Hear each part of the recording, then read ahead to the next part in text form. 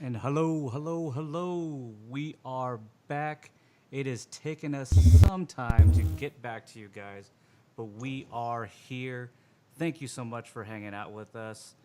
Just bringing it back together. We have a new squad here. I am Scott, aka Mr. Shogi 3000, your chief architect of this game here. We are here for Horizons Unknown After Earth RPG, where we play every Friday night now. Um, Back on this stream here, where we play a futuristic sci-fi game that I have created, designed, and written. That is in the distant year of 2422 on an alien planet known as Soldaria, where we have our tremendous adventurers here, aka guys, bring it all in. We have Rev 118, aka Mr. Ryan. Mr. Ryan, how you doing, brother? I have lots of names. I'm doing great. Just wait till I get to Burgher. Excellent. And as we do have the man himself, the king of the cheese. King of The- cheese. I thought it was beef jerky or something. He's the king of cheese. And he's the lord of beef jerky. He is the mayor of Burger Town. Mr. Burger underscore TV. Soon to be like off the TV, right? It's just gonna be. Are we waiting on that one? I don't think I'm ever getting it. Well, either way, we love him. Mr. Burger underscore TV. How you doing today? Good brother? evening, everybody. Yes. All his names have to do with food, by the way. Just wanted Yes. to throw that Oh, out yes. And cheese. Yes. there. That's right. As you do see, everybody, we do have a new cast member here. Everybody, just show this guy some love. We have Shane O'Mac tonight with us. How you doing, brother? Doing well. Hello, everyone. Welcome, sir. Nice to be here. Good to be here. Can't wait to see what's gonna happen now. This is totally different dynamic. It's going to be a totally different dynamic. Unfortunately, for everybody who has been with us since the get-go, Eli is no longer part of the stream, part of the cast. We do wish him well and do appreciate the time that he did spend with us here. And maybe down the road when things get cleared up for him or wherever he is, maybe we'll see Skag again, or maybe not. We'll find that out. We will see. It's been a while, guys. Let's be honest. It's It been has. about a It month and a has. half. Yes, sir. We've been working on this, and we're just glad to be back here with you guys, enjoying our time together, bringing you some shenanigans, bringing you some fun, allowing you to see this world of Soldaria that I've created here. Last we had our group here, and it's been a while. It has been a while. We have Adobo, the bug connoisseur. What up, Bliff? How you doing, brother? Thanks for showing up. Thanks for showing up, Lobster Quadrille. Pretty cool fucking name, dude. Lobster. We got lobsters, we got pies, we got shogies, we got rans, we got burgers. Burgers. Wow, let's Got it we're all. here. We're here to make this happen, dude. We had you guys had gone to a gala, and this is pretty much in regards to Rev and Otis. Mm-hmm. Now we're no longer Rev, we're no longer Rand, we're no longer Burger. We're back to Otis and Rev. That's right. That's right. You were at the gala. You were. It's already started. Love it. I've missed this. You were escorting Mac, who was posing as a great bounty hunter, a great beast hunter of such, named Big Bart. Big Bart. Big Bart's the man. You were given a formal invitation by Baron Moncrief himself, essentially the king of Los Rivos, even though he calls himself a baron. But friends do know him as the Clockwork King. Clockwork King. And he invited you each, as well as his Big Mac's entourage, Big Bart. Now I'm fusing Big Mac and Big Bart together. Big Mac. No, it's just Big Mac. What do we call him? Big Mac from. And now. Shane's secret. Shane's new character is quarter pounder with cheese. Oh yeah, double slice. Double slice. Um, that you were to participate and take as guest of honor, essentially, in the Great Hunt revival. There, you did peruse and you hung out and you spoke with people like Alan, if old Otis remembers, the privateer army guy that he last spoke with, as well as some other drunk individuals who were giving you information about that something big was happening in the north and that they were hoping that they'd get old Rufus out of there. And if anyone remembers, old Rufus is Rufus Titanimus, the grand asshole of assholes, the stepfather of old Otis Dirtbanger himself. Yeah, a lot of that. A lot of those things that I can see that you can't see me, unfortunately. As well as Rev conversed with a few people trying to get some information about Sarai and her group, and found out that there was some word that they might be in San Dormo, but they weren't 100% for sure. My buddy Abe in security I talked to, I think. Exactly. As the festivities reached its climax, they introduced all the grand participants. Zero, Clover, Havoc, and Big Bart himself. The bets had been made. The odds had been posted. Mm-hmm. You met Tollum, who is going to essentially be your sidekick. You're essentially your videographer for this great hunt to document all your great deeds. As the night starts to go a little more into just a casual atmosphere, the grand climax has been announced. Walter bids Rev an adieu that did not sit well with Rev's character, as Walter and Clover then seemingly disappeared. You're sitting there, the crowd's starting to gather around, and everyone's really just sitting there now, just eating and drinking and conversing. Mac and Skag are sitting there talking next to each other. They're merely sitting at the table themselves, when Mac kind of like stands up and he just goes, "Hey guys, maybe we should get out of here. Not push our luck too much. Might get too many questions. Let's play it safe." This actually takes you a bit by surprise. You don't expect this from Mac. But if anything, based on everything that's been said, everything that's been developed tonight, if anything, Mac's smart enough to know that we don't want to continue to keep putting ourselves out there and raise any more suspicions if not need be, because he's just as much of trouble if they found out the truth. True. Okay. Skag kind of like looks at you guys, kind of, what do you think, guys?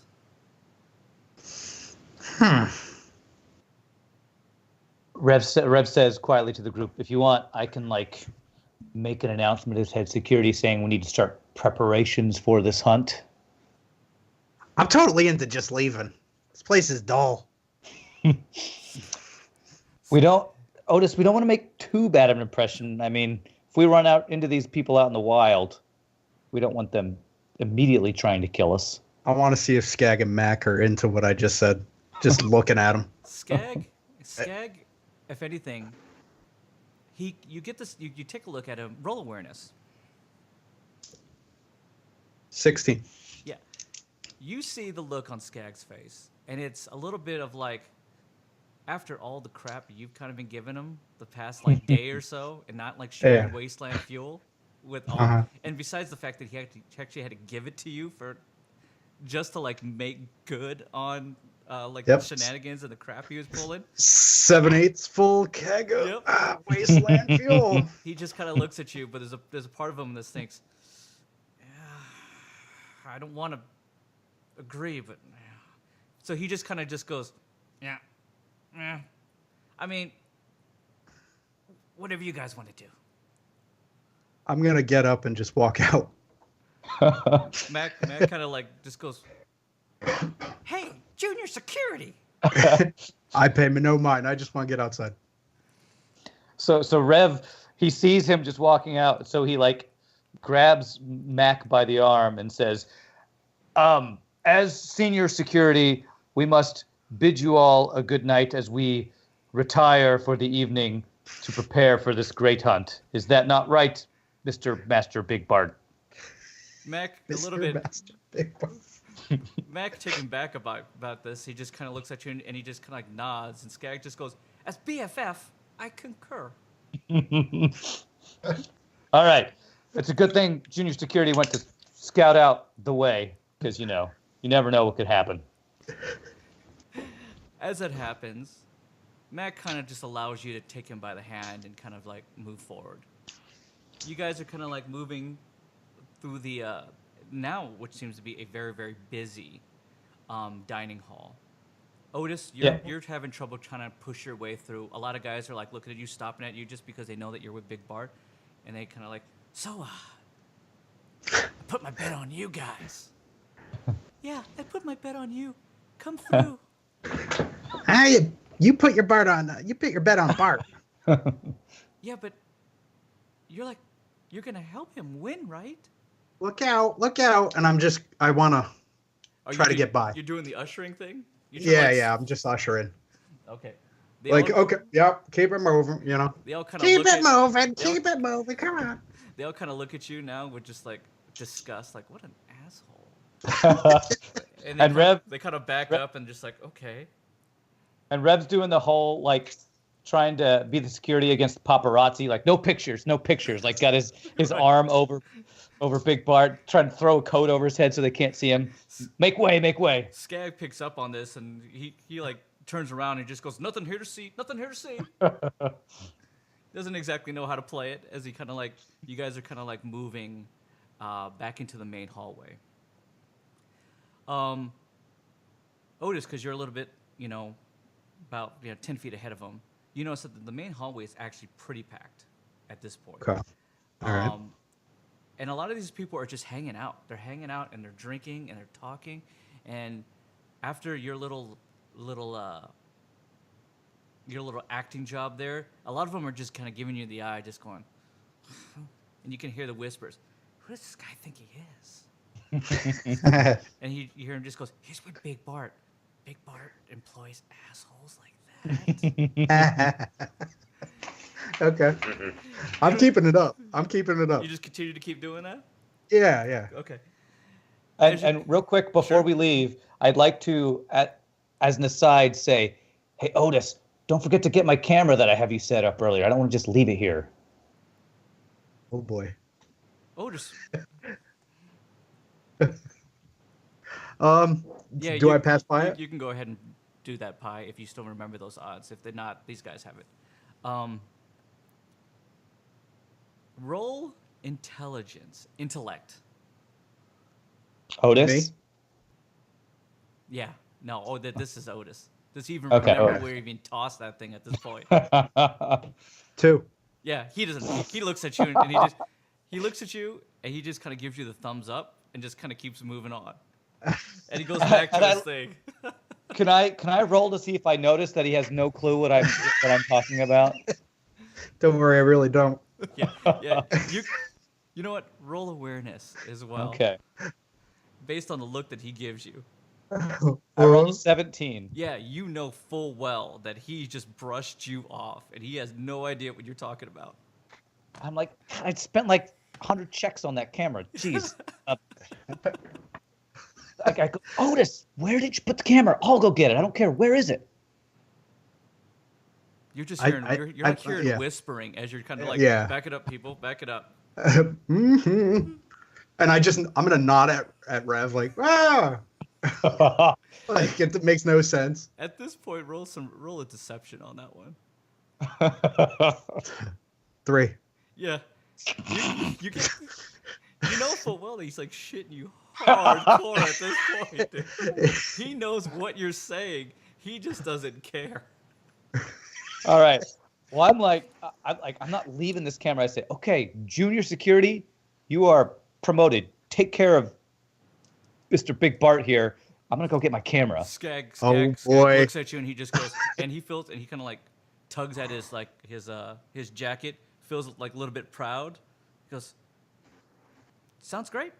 And him and Big Bart kind of like start to move through the crowd, and every time it feels like when the two of them are together, they're acting like rock stars. They're kind of like doing the point to everybody, like, hey, how you doing? Yeah. Interesting enough, Skag has heard all this, and Skag's look every time that you keep saying about the camera is, what are you talking about? As he kind of like who you like, okay, and he just keeps, even though he's not part of the conversation, it wasn't directed at him. He looks at you like, what camera are you even talking about? And like, why didn't you tell me about it? But okay. And he just kind of like, him and Mac just kind of like move a little bit further up and get closer up to Otis. Okay, and while they're doing that, I'm gonna go into my sidekick and like see if I can, from the video feed I'm receiving, even though I know it's like pointed at the wall, see if I can like just triangulate the location so I can figure out where this thing, where the hell he put the thing. Go ahead and just make a roll. Okay. Make an engineering roll here. Okay, let's see. Do I have engineering real Yes, fast? you do. Okay. Yes, that's right. So you're rolling at advantage. 12. Okay. It takes you some time to like, you see the screen and you see the video feed. Mm-hmm. And you're like, you can't make out exactly what it is. And then it hits you, oh, it's like zoomed in way too much. And you pull it out, and what you see is the top of a head of some asshole just going, stand back, back away. So it's like pointed at Skag and Otis and them right now. And you notice it's as they kind of disappear into another room, and you see that he had placed it at that point right at the edge of the... It's at the top, right? At the hallway going into the room. Yeah. But he pointed it straight down where you could see nothing except tops of heads. Okay. All right. Well, I'm going to, as I follow them, try to surreptitiously, snap it off and put it in my, pocket or something. Do you have thieving hands? No. No, I don't have any wow. perk for that. Roll it at disadvantage because it's a very busy. I have athletics. I don't know if athletics would help with well, this. yeah, you can jump high enough to get it. Okay. Because he jumped to put it up there. So, do I roll at advantage or disadvantage? No, disadvantage. Or so whatever you roll, you'd roll it twice, take the lowest number. Well, I actually rolled 10 twice. Okay. It takes you 2 jumps to like grab it, and everyone kind of like looks at you and just like. Luckily, they're relatively drunk that they're kind of looking at you, and a few people like jump with you. Is that the new dance move? It's the latest Los Rivos dance move.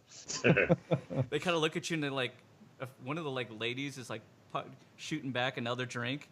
You get the sense that it's probably like another Socorro whiskey, so it's hitting her pretty hard. And she's like, "That's a great dance. Where's the music?" And she starts to jump and hop as she disappears into the crowd.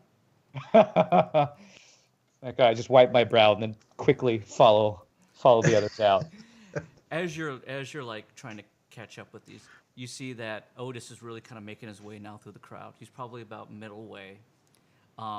Skag and Mac are like almost right next to him, and Skag's really kind of like hamming it up now, and he's just like, "Yeah, hey," and then you see Skag just going, "Hey, you want a number? I can get you a number." And it's more like the closer you get to it, and the more you hear it, Otis, you're seeing that it's Skag getting numbers, and he's just like, "Yeah, I can get you in with Big Bart. Call me." Are these girls or just anybody? It's Anybody and everyone. Oh my god. Whatever works, but mostly it's females. Great. I promote him to head security, and it Yeah. goes to his head immediately. God. And him and Mac are just kind of like they're moving through the crowds, they're talking, they're but they're with anything, at least they're continuing to keep moving. They're trying to work their way through the crowd. As that happens, Rev, and you kind of like start to get closer, a interesting figure that was having a drink next to one of the holographic pictures that was put up there walks up to you, and you immediately see this gentleman, and you think to yourself, why does he look familiar? But you can't put a face, you can't put a name to it at all. Okay. He walks up to you, extends his hand out, and introduces himself. So Shane, introduce us to your character tonight. Hey, you old rusty bag of bolts. You remember me? Should I? What? Why'd you call me Rusty Bolts? Well, Who are yeah, you? you should. You should with that outdated equipment that I gave you so long ago. Dr. Ace Mars. Dated Ace Mars. It takes me a second. It's like I have a to. second, and then it hits you. God, I haven't heard that name in holy. Ace Mars, you're the one who put together my cybernetics. That's right, chap. What are you doing here? I was invited. I'd like to kind of know myself. Know what this big hunt's all about. Are you part of the big hunt? Are you part of one of these guys' posses or whatever? Oh, no. No, I don't do posses. Okay. A man after my own heart, I guess. Explain to him how you're dressed. Oh gosh. I forget the Either way, he's dressed. it's like an old time suit. Yeah, he's dressed in With a formal suit with a bow tie. Okay. He has Oh crap, I forgot. he has this little flower tucked into his lapel there. What? The jacket itself, yes, you do. The jacket itself probably goes down to right around the knees, Okay. and he's wearing the equivalent of like I a remember that bowler's part. hat. Bowler's hat. So Okay. Yeah, it's it's like old, like it's old turn of the century English garb. Okay. So think like Sherlock Holmes, Dr. Watson. This is what Okay. you have here in front of you. Excellent. Yeah, it was really hip at one time. I'm swinging, man. I'm like the most happy cat here. Well, Rev, who knows nothing about fashion, looks him up and down and says, "That's a nice suit." You should see what I have under it. Okay, I don't. That know immediately that turns you well. off. You're like, what? Yeah, I don't. I know we go way back, but I don't go that way back. Let's just say it's. I've done a lot of improvements since our little tango. Back when. So, have you replaced some of your own are you gotten some cybernetic implants yourself? Conversation for another day. Okay, You all do right. notice, though, roll awareness, right? Okay. 17. 17. Okay. You do notice, yeah, you can post. Can somebody, is anybody here to allow him to? Thank you. Yeah, Burger's got it. You do see, Rev, you pick up pretty quickly. The moment that he kind of waves his hand, that when you first met him, he was completely cybernetic, very much like yourself. Okay. But when he waves his hand, you notice that it seems even more real, that it's actually flesh-colored Oh, wow. instead of So any his kind of, like, cybernetics metallic. are so advanced that you can barely tell he even has. If anything, you paid do, augmentations. yeah, you see that you can pick up though and decipher the fact that you can still see the paneling and the seams, but he's done more work to make it look even more lifelike, even more human. Wow. Well, Doctor, should I call you Ace or Dr. Mars? Ace will do. Well, Ace, you look like you have really increased your modification skills. I might need to have a chat with you about that. Perhaps, yes. It's been a long, long journey. I gotta say, maybe I'll get recognized someday. Who knows? Well, we are leaving to prepare for this great hunt. Are you involved with any other group? Because we could probably use a cybernetics expert like you on our team. Roll Well- roll a intelligence. Shane. Who, me? Shane. Oh, Shane. Okay.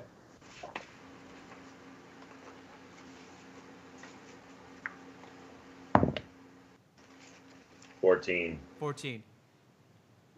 You read between the lines. What he's really saying is, I like your gear and what you got going. Maybe we should hang out and be friends again. I'm all about upgrading things, even if it's myself. Well, I gotta say, I'm usually kind of a solo type guy, but it does give me some comfort to know that I have a familiar face here. I'm down to roll whatever you guys have going on. Where are you guys going, anyway? Well, we have a room at the, what is that place called? Sapphire. We have a room at the Sapphire Inn. If you don't want to make commitment now, you can contact me after you think it over.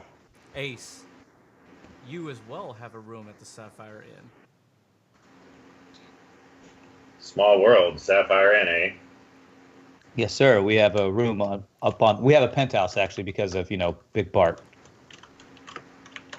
Big bar. Big Bart does sound familiar to you, Ace. It's a name you've never put a face to the name or anything like that. But when they were doing the introductions and you saw the little small guy introduce himself as Big Bart, you thought to yourself, that's not how I ever envisioned Big Bart to be. But so be it. Besides the fact that that guy looks a little young to be Big Bart. Maybe he's got some really, really good cybernetic upgrades going for him. The way you said Mac and Big Bart are the same person? Mac and Big Bart are the same person, yes. Oh, okay. Well, I have a room at the Sapphire Inn as well. I think I'll definitely reach out to you if I feel will. Let me give you my sidekick number. So I don't know, however you exchange information with sidekicks. Essentially, what you guys have is a sidekick, which is essentially a hub that allows you, it's your personal database, allows you to connect to people, make essentially calls, video, as well as you can hack into things or whatever the case may be. It also holds much of your own credentials and your files and such. So he merely just slides essentially like add friend list to you, and just makes you allow you to just be able to. I'm gonna to add keep you in on contact. Facebook. Yeah. Just add me on Facebook. He's gonna hit you up on Snapchat, essentially. Right on, yeah. As you guys are having this conversation, you're going back and forth. A few people actually come up, interrupt. Excuse me, sorry, Dr. Mars. It's wonderful to see you again. You do notice it's like an older gentleman, and he reaches out with his cybernetic hand. He as well. You just did a little bit of work on him about a few months back, and you upgraded him to Titan Frame as well.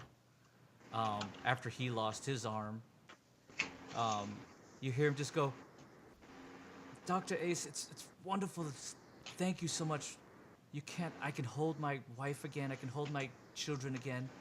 And he kind of raises his hand and kind of pulls back like the covering of like a long sleeve shirt. And Rev, you see it at now. You can actually see it looks like a regular cybernetic arm. You can see the paneling in the seams, but it is a rosy flesh colored. And it almost looks like the closest thing to skin that you've ever seen, other than true flesh and blood. Does it look like flexible like skin, or is it more like metal in texture looking? It is flexible, but you get the sense that if he's outfitted himself with that, that it's probably even more durable and strong. The difference is from yours to that one, and he kind of like starts to bend his hand back and forth and just kind of like show it off, and you kind of like look at it like a little bit. Whoa, yeah. Yeah, I like get uncomfortably close just looking at his arm. Like I grab it and go, "Wow, that's fine craftsmanship." And the guy looks at you and just goes, "It is, isn't it?" He looks at you and then he kind of like sees some of your exposed, like your hand and such, and he just goes, and then he obviously takes a look at you and he takes a look at Dr. Ace. He just goes, "Doctor, is he your next patient? He looks like he could definitely use an upgrade." Well, he seems to be doing all right. I feel a little offended. I'm like, hey, I'm getting by. And But then I'm also he just goes, a little self-conscious. Please, because I didn't mean it that way. I'm truly sorry, sir. But take a look at this. And he shows even more flexibility.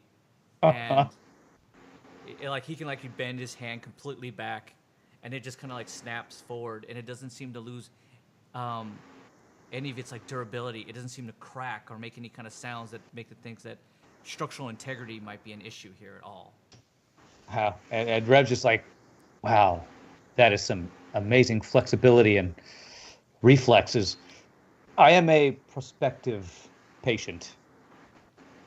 And the gentleman looks up to you and he goes, looks at Dr. Ace as well, and he just goes, this man can do miracles. And I just tell him, hey, look, don't get so excited, because if you think that I made yours as anywhere near as good as my own, then you're friggin' crazy. And he just goes, oh, of course. I'm sorry, sir. And Rev looks at at Ace. He goes, better? There's better? Let's just say I'm my best client. I need to have a chat with you. I noticed that the others are gone, so I'm like, I'll call you, and I reluctantly leave because I know that they're getting further and further away from me. As that happened, you kind of just like he just kind of like gives you like the wave, Ace, and you kind of like follow him a little bit. You're kind of like moving your way out anyways, so you do see that his entourage seems to make kind of like flying duck V through this big group of people, and you think to yourself, it's like chasing an ambulance. You're like, I can make every green light, every red light and green light if I roll behind these guys, dude, to get out of here. As that kind of happens, and you have your final words with Rev there. Otis, Rev, Skag, and Mac start to notice a commotion ahead. Would you say I'm closer to it? You are definitely closer to it. What you can see is, because it's relatively packed in, is a lot of people kind of like in a huff, throwing their hands up and their drinks, and you hear just like, dude, like what the hell? And you get a sense that something is coming their way too. As you're pushing your way, kind of weaving your way through, somebody's coming the other way, pushing and weaving their way through. I kind of want to recognize that and kind of look, like get on my toes and stop myself and try to see what's happening. Okay.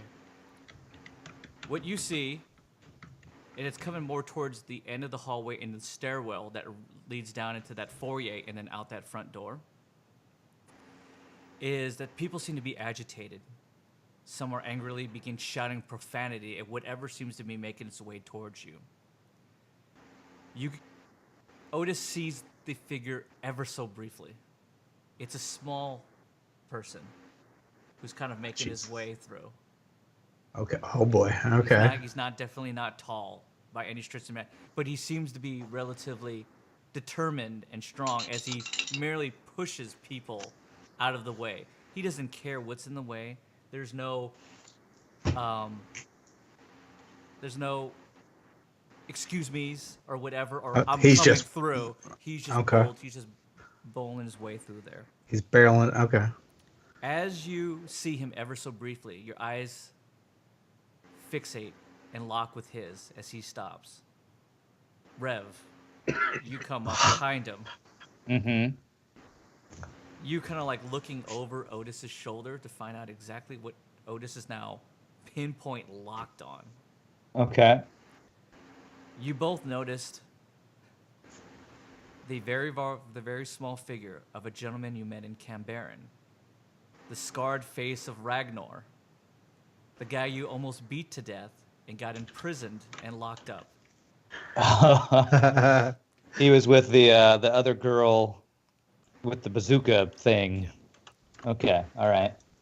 Your guys, both Otis's and his eyes lock as he raises his finger up to you and he goes, "You." Me. And he's like, You. "Yeah, no, you." I want to. At this point, do I know Rev's behind me? You get a sense that Reb's probably behind you. Okay. I just want to turn around to see my backup, if I have any. And I don't know if I can tell Rev with my eye glance, but I'm like, do you remember this guy? I do recognize him because I remember, I think it was Otis putting like shots in his leg to like disable him and stuff. Yeah, that is correct. Okay, And so Otis I'm was the guy who was trying to take him out that back and kept knocking him and kicking him down and just going, this guy's causing trouble. Yeah.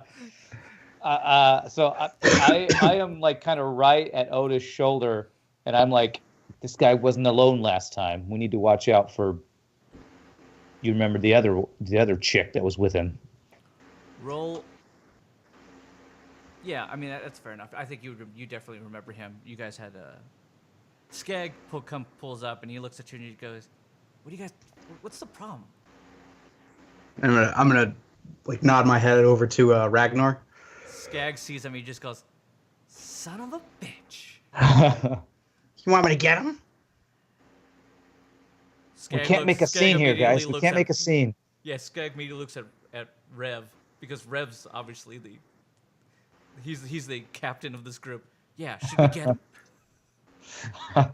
Guys, this is way too crowded. We don't have weapons. There's security with weapons here. If we make a scene, I'm gonna look at him and Don't touch you my dare. ear and say, "He's a threat to the boss, Big Bart. We can remove him from the premises." can we see if Ragnar is armed in any way? Can I Ragnar do a threat is, assessment? Sure. Ragnar is. He's simply wearing a formal attire dark suit. Okay. That changes things. I say, Skag, Otis, we can't make a scene. Why not? Why not? Take him out. We got to get rid of this guy. He's gonna mark us. I just touch Otis's shoulder and I point to the corners of the room where there are armed guards with earpieces and automatic weapons, and I just say, "How are we going to deal with that if you make a scene?" And I just nod in agreement. As you say that, you do notice, and you turn to Skag. Skag and Mac aren't with you anymore. They're creeping. They're creeping, doing their own thing up the. We lost him. Like up to the side there. Ragnar starts to walk, takes two steps even closer, and he just goes, "Didn't think you'd see the likes of us again." Us? And as that happens, you hear a groan and a grunt, and you see Skag seemingly frozen where he was standing. And you can see like an electricity pulsing through him as he becomes lifeless and he drops and falls to the ground. As that happens, you hear Ragnar go out. "Well, I'm here to take an eye for an eye, as they say. You killed my friend. Now I'm going to kill one of yours, of course. Of course, that'll be in time. But first, someone needs to see and meet this guy." As that happens, you hear the gasp and the grunt as he hits the ground and his air gets expelled. As that happens, out of mirage, Therese shows back up. The very young woman that Rev and Skag had a run-in with at Overton Hill. Mm-hmm.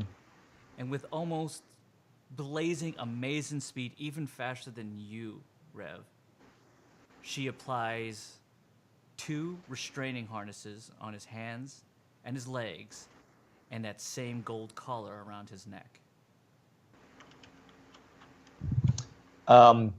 Quickly, I would like to get on my sidekick and amplify my voice and say, "Security, we're under attack." Rev pulls that out. A big, thunderous, reverberating voice that sounds like it's coming over the speakers themselves is the sound of what Rev just said. Ace, you hear this? You happen to be right behind Rev when he pulls this off.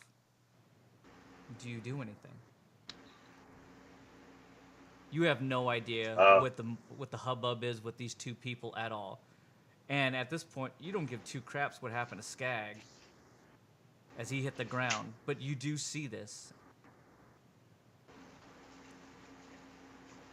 Well, I mean, it's pretty interesting. You know, I basically, at this point, I kind of want to observe and just get a little closer. Okay. And put myself in a spot where I could potentially sling my dogs if I need to. You know what I mean? Sure.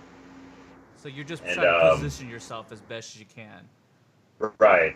but still in an observation mode. Yeah, absolutely. Okay. I didn't expect this, and it's kind of exciting. Sure. As you all see, again, Skag goes limp and silent, and Rev does this thunderous announcements, essentially. Yeah, trying to get the security involved. Everybody seems like that's in the hall themselves. All kind of like look around, and they're just like, "Where's that voice coming from? Like, what does that mean?" There's a few like hesitant people who are like, "Should we leave? Should we move? What's going on?"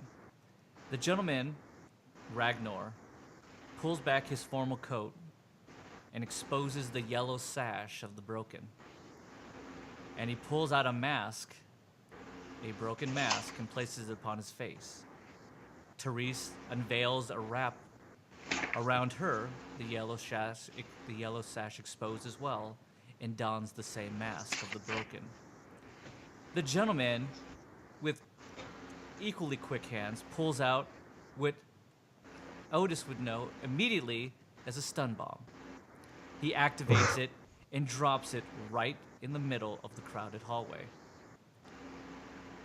I want to run for cover. Okay. As that happens, Therese equally pulls out a smoke grenade, activates it, and tosses it in the middle of the room as well. What do you guys want to do? I would like to use disallow to try to counter the stun bomb that the Ragnar tried to use. Okay, go ahead and roll that against me. It's a D20 versus a D20. You are rolling it at disadvantage because you are in a crowded room. Okay, it says must roll D20 with advantage against enemy. But you're gonna roll it just regular against me. Okay. 17. As you see him pull out the stun bomb and go to throw it, you cast disallow, and for some reason or another, he stops. I just point at him and say, what do I say? That's what he said. Don't do it. He seems, Disallow. if anything, completely confused of what he should be doing. As he just kind of like, but Look he's behind you, trying to like. yeah. He just holds it. He doesn't let it go as he wants to do it. But that doesn't stop Therese from exploding and detonating the smoke bomb that starts to now billow up and fill up the room itself. It's thick, almost like spider web thick, as it starts to make it really hard for everyone to breathe here. Luckily, the stun bomb doesn't go off. You don't have to worry about that. But now it's a very, very small hallway, and it's filling up completely with this white, grayish smoke. completely obscuring Ragnar and Therese as well. Otis, you see this? You see initially as Ragnar goes to throw something and then stop. But right as that happens, in mere seconds, you just see him just get lost in the smoke that is now filling up the room. Okay. What would you like to do? I still want to gain cover of any sort. I want to shield myself from where the smoke is in case any attacks coming out of it. I don't know, You can kind of like dip I'm into trying to the- be selfish in surviving. Sure. If you want it, that's fine. You can try to roll awareness at disadvantage and see if you can find anything. 5. You're unable to find any kind of like little small alcove. You feel like maybe I should just drop to the ground because smoke rises, but then you're like, no, that doesn't work. And you're just like, you actually just wrap yourself and just kind of like cocoon yourself in between like 3 or 4 other people who are there, and you use them as shields, and they're just they're kind of like, oh, what is this? Stop touching Meat shield. me. I'm good with that. Rev, what do you do? Your optics are completely obscured now. Yeah. With my cybernetic eyes, I want to try to switch into like infrared. See if I can change to any other frequency of light that lets me see through the fog.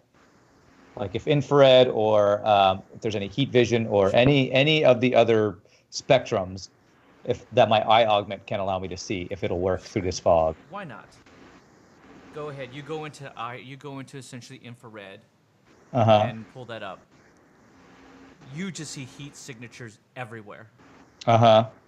It looks just completely just like bloodshot red, and it makes you hard to really.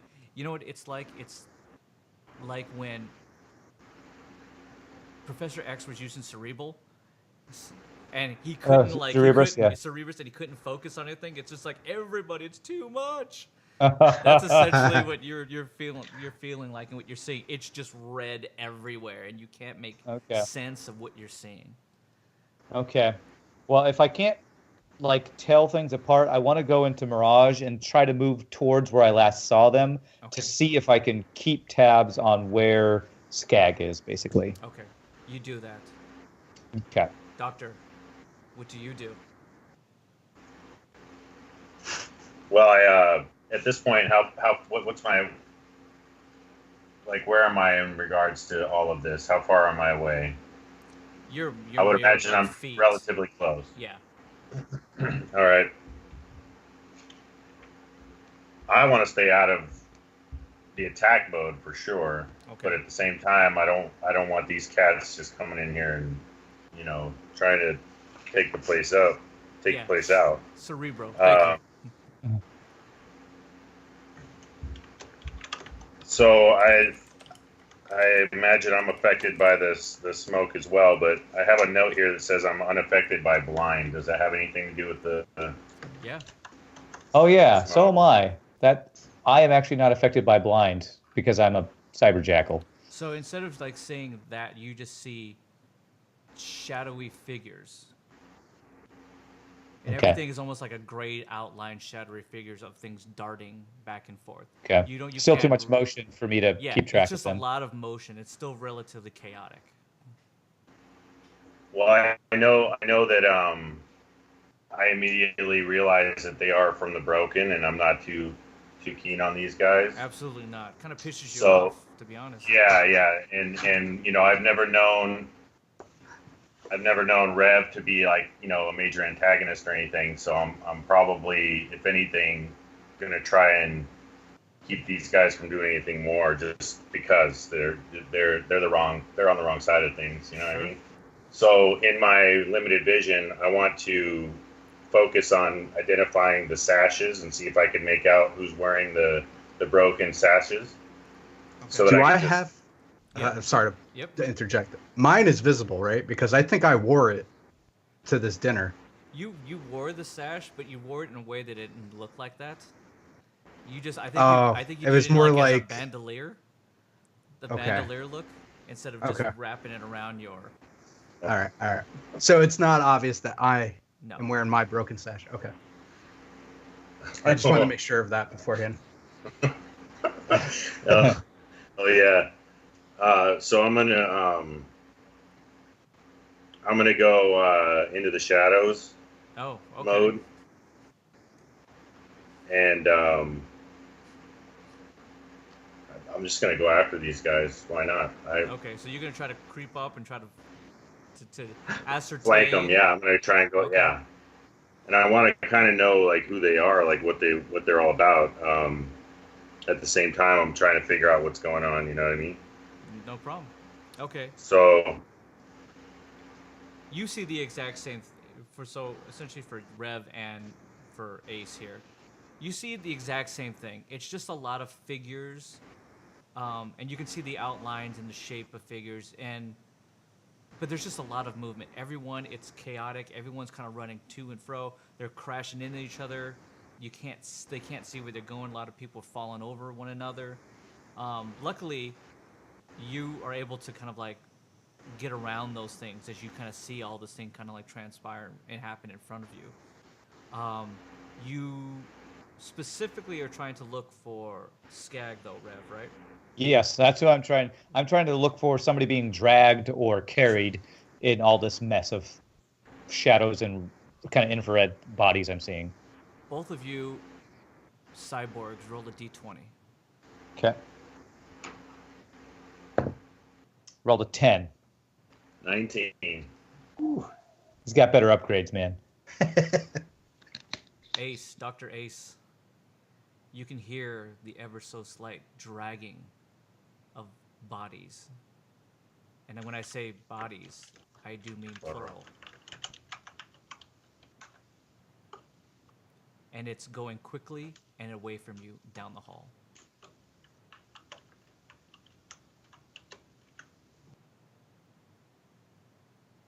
Bodies. Rev, you just hear tons of audio, sonic, just coming from just too many places. Yeah, I can't isolate That you sources can't or anything. isolate or anything like. But you can pick up a cackle, and it's Otis as he's like pushing people forward, and they're just tripping, falling over each other, and then he picks them back up, and he just keeps moving them. Yeah. You can't just go, just Free. get up, buddy. Keep Come going. on. This way. Not This way. You know what we say to death? Not today. I'm just trying to tune out Otis because I know he's hiding behind people. I just know that's how he operates. So I'm like just ignoring behind me, trying to find where they're taking Skag, but I'm not being able to find him.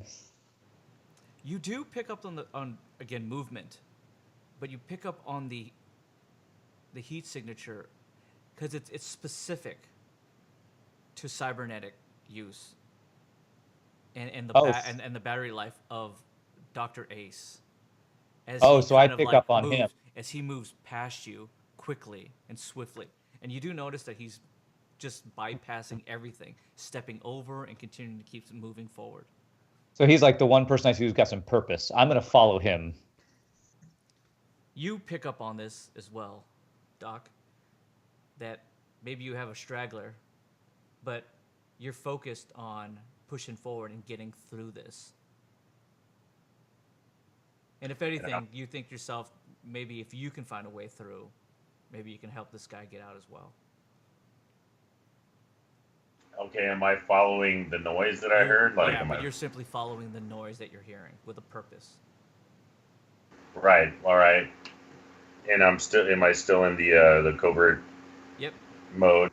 Well, either way you cut it, that even in the shadows and the whole thing being filled with smoke, it's like being double ninja at this point.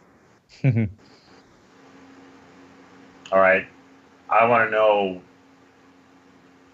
I have a feeling that these two are the ones dragging people out of here. So I want to go. I want to follow that sound and follow follow them because I've decided I don't like them. You're working on like an audio breadcrumb trail here, right? Yeah, because that's pretty much what I that's all I was given as far as what I can hear, which is more than everyone else for for the crowd and everything. I'll take it, and I don't really have any idea what it is, but I saw the guy go down. Now at least one other person's being dragged away. Maybe these guys are trying to kidnap him or something, and I don't know. Okay. That's so I want to go after him. All right, Rev, to find out where they're going. You decide to pick up and follow with him? Yeah, since he's moving through the smoke with purpose, he's the only one I can kind of pick up on having an idea of what's going on. I want to follow him and see if he's got a bead on, whoever's perpetrating this, basically. Otis, what are you doing?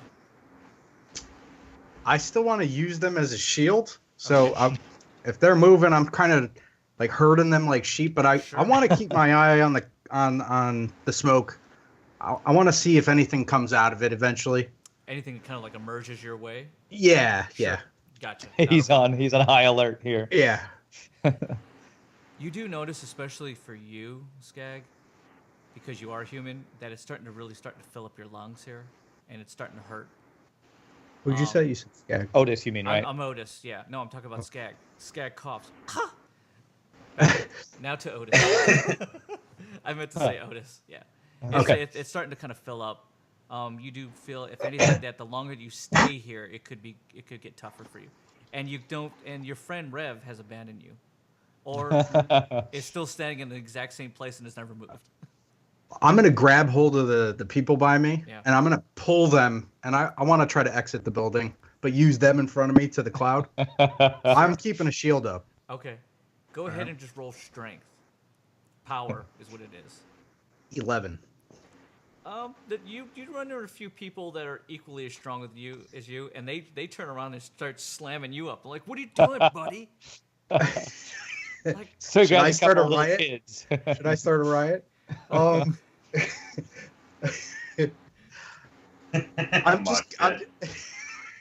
just gonna let him go, and I'm just gonna start hightailing out towards the exit or whatever. Okay, what are you using to make your way through there? Are you just pushing people out of the way? Yeah, I'm going head. Are you just blind, whatever? I'm just barreling. You got roll of power. 10. Yeah. You get through a few people, and when you get past them, you hear, "Oh, who is that?" and then when you hear like the wall of people that won't let you go, you're like, "Dude, what the fuck, man?" One guy even turns around and like tries to swing on you. Unfortunately, because he can't really see you, he misses wide, but you can feel like the wind just blow right by you. And he's just like, "Who?" Because if I could see you, man. Stop pushing, man. We're all trying to get out of here. Just, I'm, grunting to myself and just making my way through. You hear him just goes, "What?"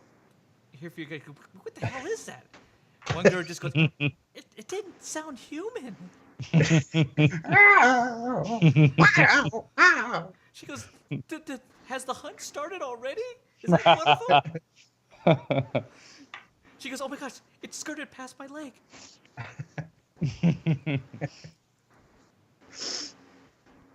Roll. Do I? Okay. Roll power again. Try to continue to keep push your way through. 10. Jesus. I'm rolling. Every time that you get past like two people, you run into another wall of just people who are just not letting you by. I'm picturing Otis like a pinball and a pinball machine bouncing back. He's just bouncing back and forth. It's like he takes 2 steps forward, 1 step back every time. And it's always some guy just throwing him up against something and swinging on him. Doc, you continue to keep you continue to stay on your trail there. And you do notice as you get to this one part that a lot of the figures seem to be below you now. You don't get the sense that they're shorter than you, but they're below you.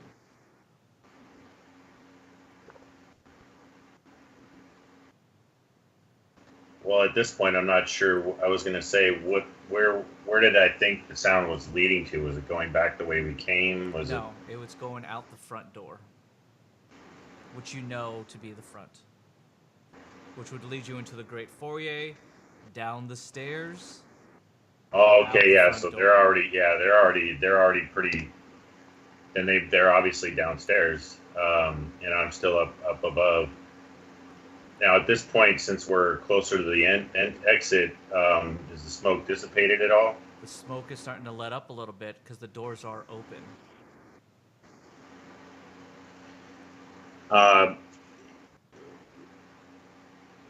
I'm trying to just get visual. I'm still kind of on their trail, but I really am focused on getting any visual intel I can to find out, see if I recognize these people. If I know I got to see him a little bit like during the attack, but it happened so suddenly. I didn't, I didn't really have much time. So as I'm trying to follow them, I guess I pick up the pace a little bit, and I really want to just focus on them and gather whatever I can as far as their description and things like that. What you do notice is, as you make your way through it, is you reach a landing and a railing. So you're looking down upon the foyer and out into the door, where you can start to see a few figures emerging from the smoke and funneling out. And as you do, you pick up on two interesting yellow sash people making their way out. And they're in a large group of people, so they're acting like, if anything, that you get the sense that they're using them as cover to get out. Okay, now at this point, I'm also wondering if anyone's being dragged. I heard someone being dragged out, which could have very well have just been people helping their friends in a frenzied situation. I could have just assumed. That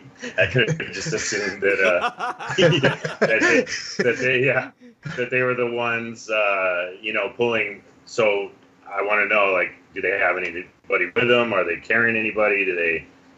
Is there anyone being drugged behind them, or are they just by themselves? And you see two figures being dragged.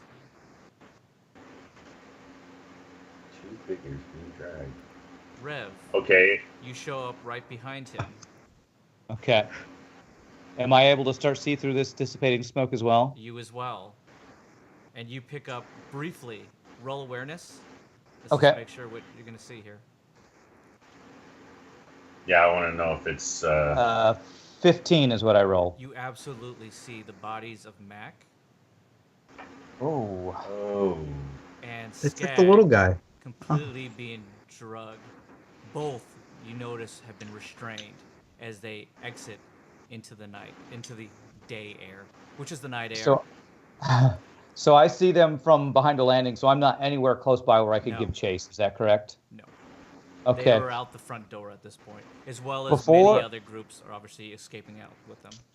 Before I lose visual, I'd like to get on my sidekick and try to activate some sort of way to track their location. I know I can contact Mac and Skag. I'm wondering if there's any way I can turn on their Tracking. communicator, Yeah. so Like I can a beacon, you can triangulate Yeah. them. kind of where I can figure out where they're being taken, basically. You go ahead and try to roll your engineering Okay. at disadvantage. At disadvantage. Oh gosh. Well, I rolled a 5 at disadvantage. There's just too much chaos going on, and as you try to do the last bit of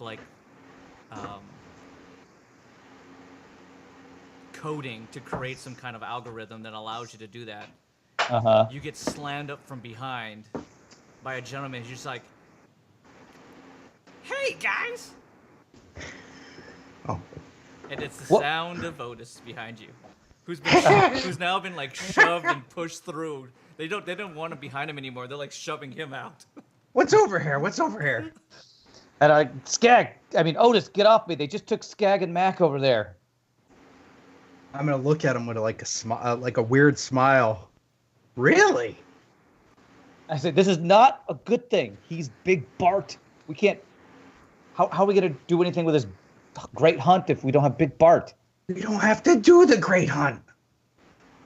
Oh. Oh, I guess that's true. I was kind of excited about the Great Hunt. I wasn't. We're wanted.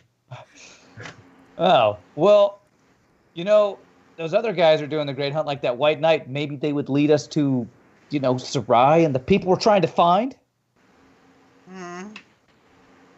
Yeah, I guess. But do we really need Mac and Skag?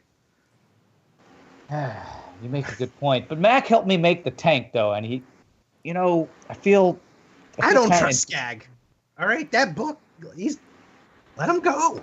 I don't blame you about Skag. He's The moment that you say that, Rev, and you're making this argument with Otis here, it hits you, and you think to yourself, you know what? I've confused my history this whole time.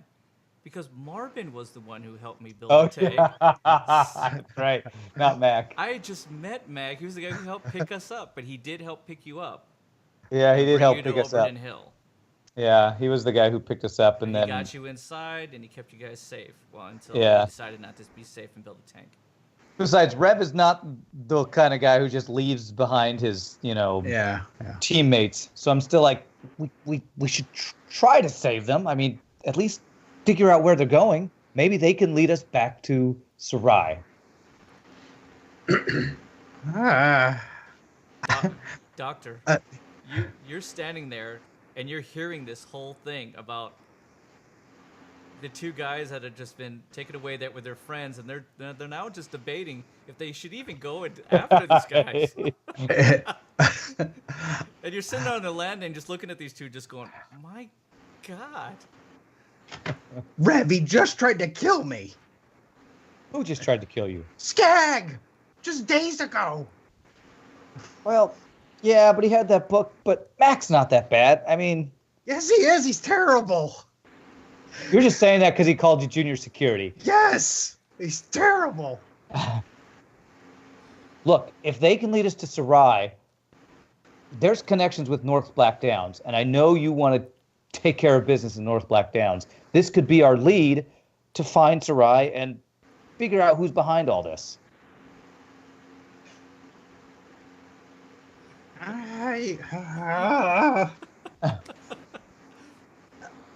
I don't know mean, what to do.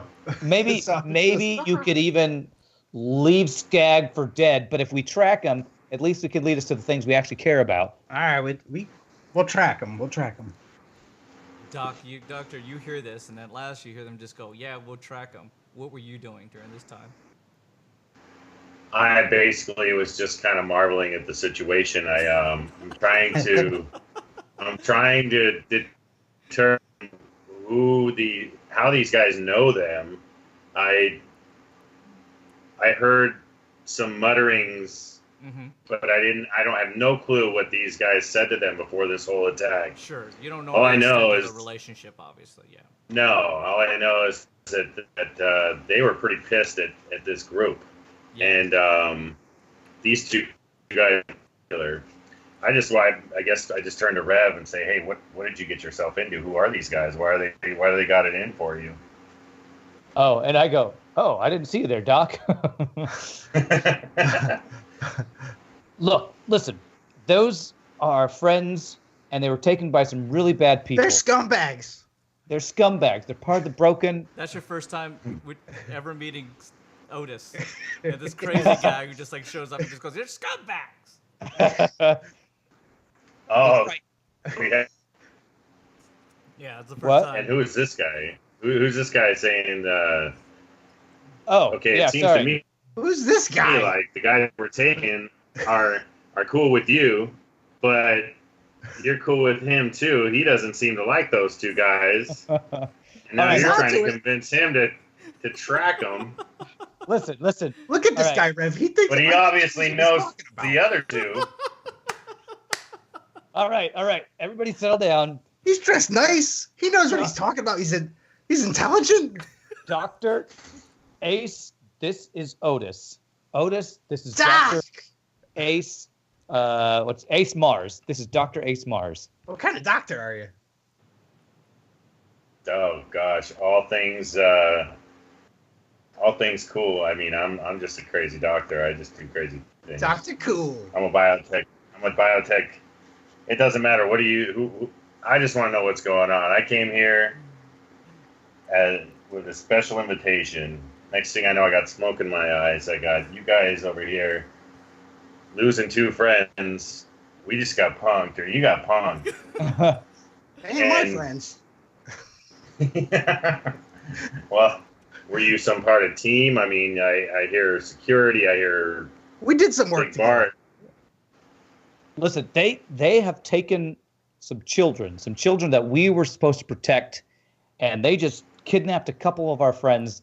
They are a part of a group that we are not on good terms with, that we are trying to track. For an army. Well, I'm not. Shut it with the army right now, okay? We're not doing a child army or any type of army. Well, I noticed that they were with the Broken, and I just have kind of a hair trigger when it comes to them. Otis, what's your reservation against going after these guys? The big guy is from the Broken. Skag's Okay. at the Broken? Yeah, remember? I Can don't I roll remember. deception? You can roll deception. Go right ahead. That's a 20. Oh, I rolled yeah. shit all night, and I finally got some. The moment he tells you this, it's like a revelation. You're like, Revelation wow, correct. really? It all makes sense now. The best part is he really is. he never said anything about being part of the Broken, right? I'm not misremembering that. He never talked about that. I think I recognized at some point. Yeah, he actually never divulged that information at all. So Like, well, he's part of the Brokeners. Why would they kidnap him? Why wouldn't he just go willingly? I'm asking this to Otis. If he's part of the Broken, why would they just kidnap him? and then it hits you, Rev. Again, your history seems to get a little cloudy. Skag killed their alien friend, and he broke their foot. Oh yeah, that's right. He helped hold down the Ragnar. I you have guys kicked no the crap idea out of him. You're like, oh, that's right, we were there. Oh yeah. I do believe he shot a gun in Canberra, got you in a whole lot of trouble. Well, I think I was thinking Otis was the one who was kneecapping the guy and. Yeah. No, I was actually trying to walk away from that too. Yeah, but he was kind of he was kneecapping him while he was walking down there. Yeah. All right. Okay. I could see why Skag might be on the bad side of the Broken. Yeah. Okay. And he But did stun the girl and then left her. Remember that as well? Yeah. Okay. I guess he was the one who did all the bad stuff to them. Yeah. Still, why would they take Mac? Why would they take Mac? He sucks. That's awesome. Why? That all makes sense, but why Mac? Just moves on to the why? next guy. I'm trying to think of a reason to go after these people, but I've got nothing. It seems. I'm gonna look at Doc. Doc, we got ourselves involved in some crazy shit here. Anybody that's a doctor should know how we can get out of this. Can you get me and Rev out of here? We should leave Los exactly Ricos. is? I mean, I saw you guys rolling like you guys were all together, and what exactly? Why were you together in the first place? What's Well, What's Big the deal? Bart. If we keep hanging out with Big Bart, we're gonna get ourselves in even bigger trouble, and we can't even hang out with him anymore. So let's take the opportunity. Well, if we're gonna just lead them out to dry, Otis, what is our lead to find Sarai and get you your army to North Black Downs? What's our next move? You're right. There is. I mean, all I know is that there might be some connection with Sandormo, with finding Sarai. From what I found out tonight, those two right there, we know are connected with. Okay, what's the name of the guy who tricked us that whole time, who we didn't know who he was? Dr. Eli Hauser? Yes, Another Dr. Eli Hauser. All doctors are evil. Yeah. Yes. We know that they're connected with Dr. Eli Hauser. So he's a connection. Their connection. If we can track them, maybe we can find where Eli Hauser took Sarai and all. on all the other kids. You immediately know this name, Ace, Yeah, I was thinking I probably should know that name. and you're not fond Doctor of him School. at all. Many years of doctor school. Did you just say Dr. Hauser? Yes, Dr. Is that his name, Hauser? Dr. Eli Hauser. Oh, and you're saying that to us, Yeah. Shane? Yeah. Yeah. Okay. Yeah, Dr. Eli Hauser. He's the one who's kidnapped these kids that I'm trying to rescue. Yeah, I'm helping, I guess. Yeah, I have to help. So it's really whatever you want to do, Rev. Damn it.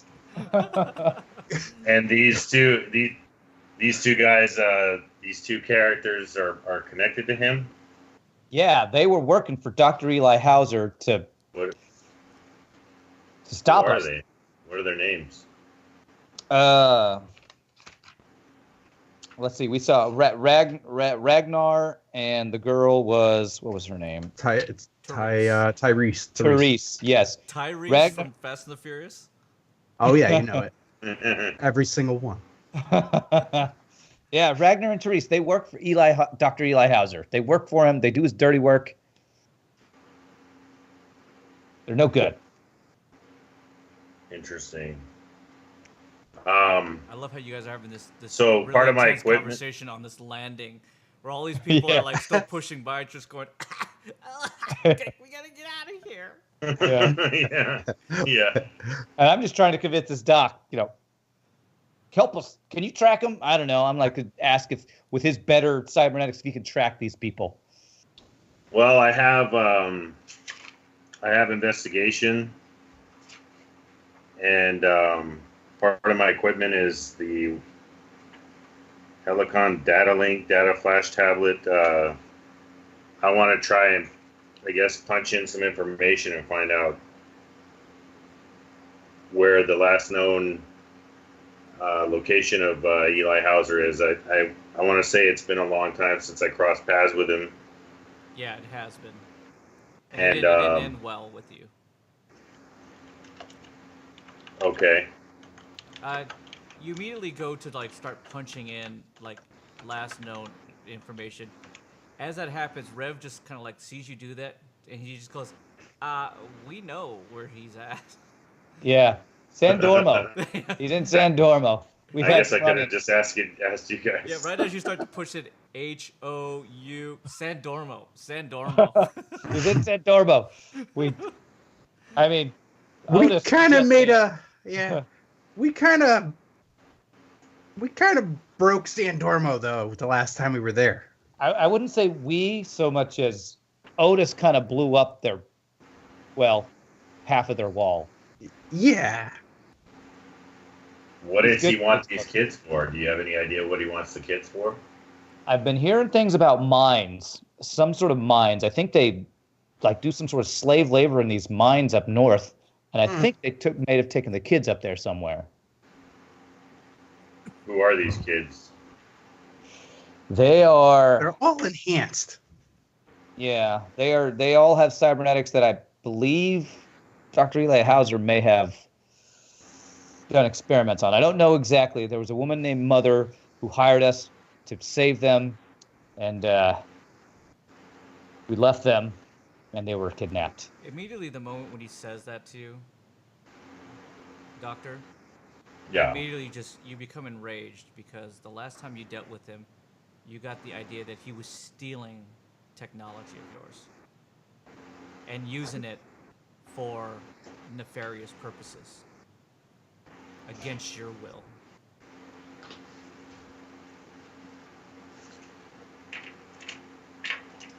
I think I'm just going to play it cool and not really let these guys know too much of my connection at this point. I'm going to internalize all this and kind of process it. It's definitely piqued my interest and my curiosity Roll as far deception. as... Okay. 14. Roll awareness, gentlemen. Okay. 11. 11 as well.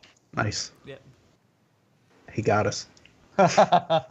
He's able. The moment like he hears the names and he hears some of the information that you're talking about, you're able to. You want to explode in like a fit of rage, but you contain it.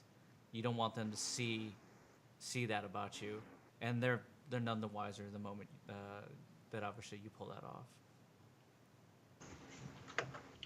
Well, guys, it seems like this cat is pretty much a world-class douche. That's putting it lightly. I don't blame you for what you've done, and I actually have to somewhat commend that. Do you think you can help us find these kids? I mean, if we can track these two people, this Ragnar and Therese. Scumbags. Yeah. If we can track these scumbags, as Otis said, I think that may lead us to at least find out information where he's keeping these kids, what Eli Hauser's up to with them. Well, I see that, it's definitely a noble cause. I can't really answer that right now because I'm still here for the reasons I was invited, and I'm not sure exactly what that's all about. I would imagine you guys were invited here too, correct? Or are you just here on part of your mission? You could say that. Yeah, Mac was... We're honored guests of the city. Yes. Matt, the guy we keep calling Mac is Big Bart, or maybe Big Bart. He was invited here. We were his entourage. Oh, you guys go way back? Kinda. Where'd you all hook up from? Does he have connections with the Clockwork King? He knows information. He helped us out in Overton Hill. He told us to come to Los Rivos because I was trying to find out where Sarai was. He said, this is the data center. This is where I can find out what I need to know. So he helped us get here. I needed to go in hiding. And you just learned about this big hunt thing while you were here? Well, yeah, that was kind of a bomb they dropped on us. We weren't planning on going on any big hunt. Big Bart got us into the situation. Yeah, Big Bart kind of got a bunch of, free rooms at the Sapphire Inn and kind of got invited here, and we kind of followed him along. So I feel so damn good, though. One thing leads to another, As you guys are having this conversation, ballistic shell rounds start to riddle the front of the door. You see bodies start to drop and fall. Some of the security try to rush and try to close the doors, and they just get sawed in half by just a rain of fire coming from the outside into the foyer entrance themselves. When you hear it stop, you hear the same voice of Ragnar just go, "Come on out, boys. Old Remo's got a message for you." Ooh. I don't have my gun, so I am not. I'm on the ground right now, flat as could be. We know you're still in there. And we got your friends. And you're probably thinking to yourself, should I save myself for these guys? I'm going to turn on my voice amplification and say, whatever Remo wants to say, he can say it from out there. And he just goes, listen, why don't you come on out? We promise not to shoot. Let's settle this like men, not like cowards. You expect me to believe you just mowed down a bunch of security guards and you're not going to shoot us if we come out. And people, innocent victims, more will have... He goes, we'll fill this place up completely unless you guys come out, and it'll be all on you. We can do this all day.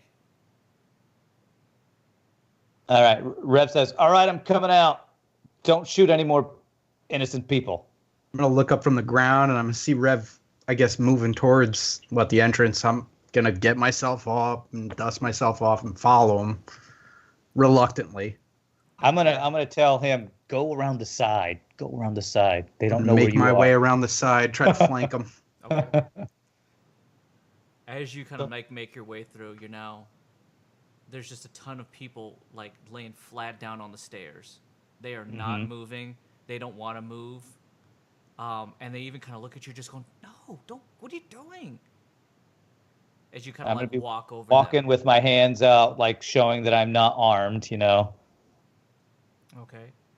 I don't want them to kind of notice me, so I want to kind of be sneaky about it. I want surprise on them, basically. Okay. Because you're inside, you still have that ability to have some kind of cover in there. You're kind of like stepping over like just riddled bullet hole bodies of some of the guards, some of the patrons, obviously some of the party goers there that night. Blood As starting I'm to pool walking in over on top of that white marble floor that was once there. Yeah, as I'm walking over these bodies, I want to kick one of the guns nonchalantly towards where Otis is going, off to the side. I want to kick a gun towards him so that he will hopefully pick one up as he's flanking. Oh yeah, if you want me to roll, I'll roll for it. I'll definitely pick up the gun. Yeah, go ahead and just roll. Roll a d20 against me here. Okay. Against my awareness and your deception. I rolled a 9. Yeah. You kick it, and you just like flop it on its side. And then you hear the voice again just go, "We saw that. We heard it." What? I was just, you got a friend on the other side there? No, I was just there was a gun in my way. I was just kicking it because, it's in my way. I doubt it. I doubt it. We know who you are, Rev. You don't make mistakes like that. You don't go around just kicking weapons for the sake of kicking weapons. You have somebody over there. We know there's 2 of you, and you got a new friend there as well. New friend, I don't know who you're talking about. This is out loud, or is this in his... Yeah, no, it's just kind of out loud, like a megaphone speaker. Gotcha. Sorry. You hear this as well, Doc. That they're they're pretty much baiting them to come out. I just gotta say the room at the Sapphire is sounding really good right now. I mean, not to be selfish, but I'm pretty sure I could turn around and run the opposite way and get there and still catch an old rerun of Cheers or something. Or Night Court. Oh, gosh. Yeah, I hear this. I think, so they obviously saw me, too. They have. They are aware At this point, I haven't moved. No, Rev has made his way down to the bottom, and so has Otis. They've just went on I'm going for a side flank, of though. the stairwells themselves. You were still on the landing.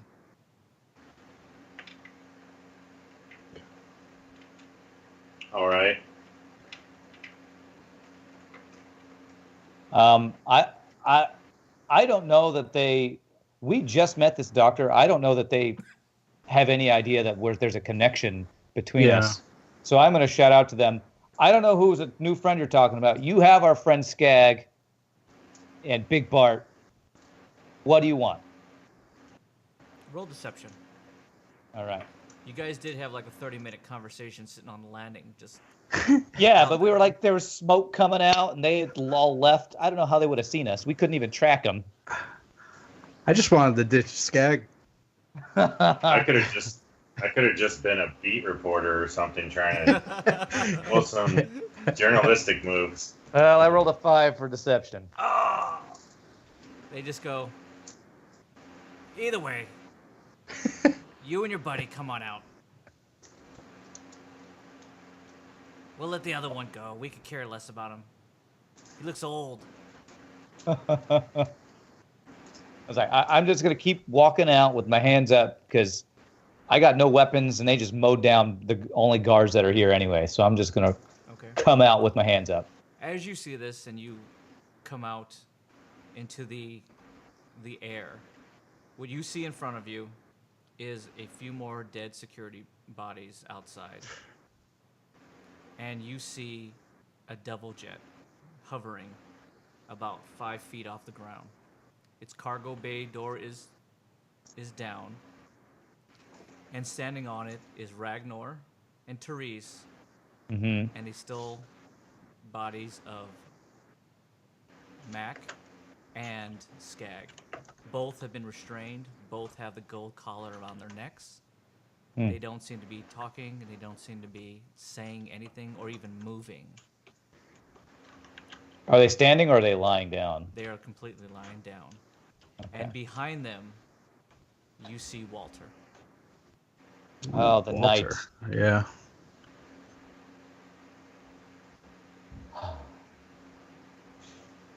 What is? I say to them, what is he doing here? Walter merely looks at you. He's like, he has a look of almost like a kid, just like this is a gigantic, just fun play time. And he just kind of like looks at you and he tips his hat, his non-existent hat to you again. And he just like smiles and just stands there. And Ragnar and Therese just look at you. And they say, well, it's good to see you again. Either way, and I hope this will be our last time we see each other. And this is Ragnar speaking. Therese doesn't even want to say a word to you. She's just so angry. You can see just like the fire in her eyes as she kicks Skag as he's down. Yeah, Skag was the one that like electrocuted her and stuff, right? Exactly. Yeah. And as Okay. that happens, Ragnar looks at you and just goes, you know what? Remo's gift. Why don't you have some friends, have some fun with these friends of ours? I'm sure there'll be more of a party than this boring shindig. And as that happens, the doors start to go up. You start to hear the alarms go off in all of Los Rivos. You do see off to the side just filing a bunch of the security coming back into the main area where this devil wing is sitting.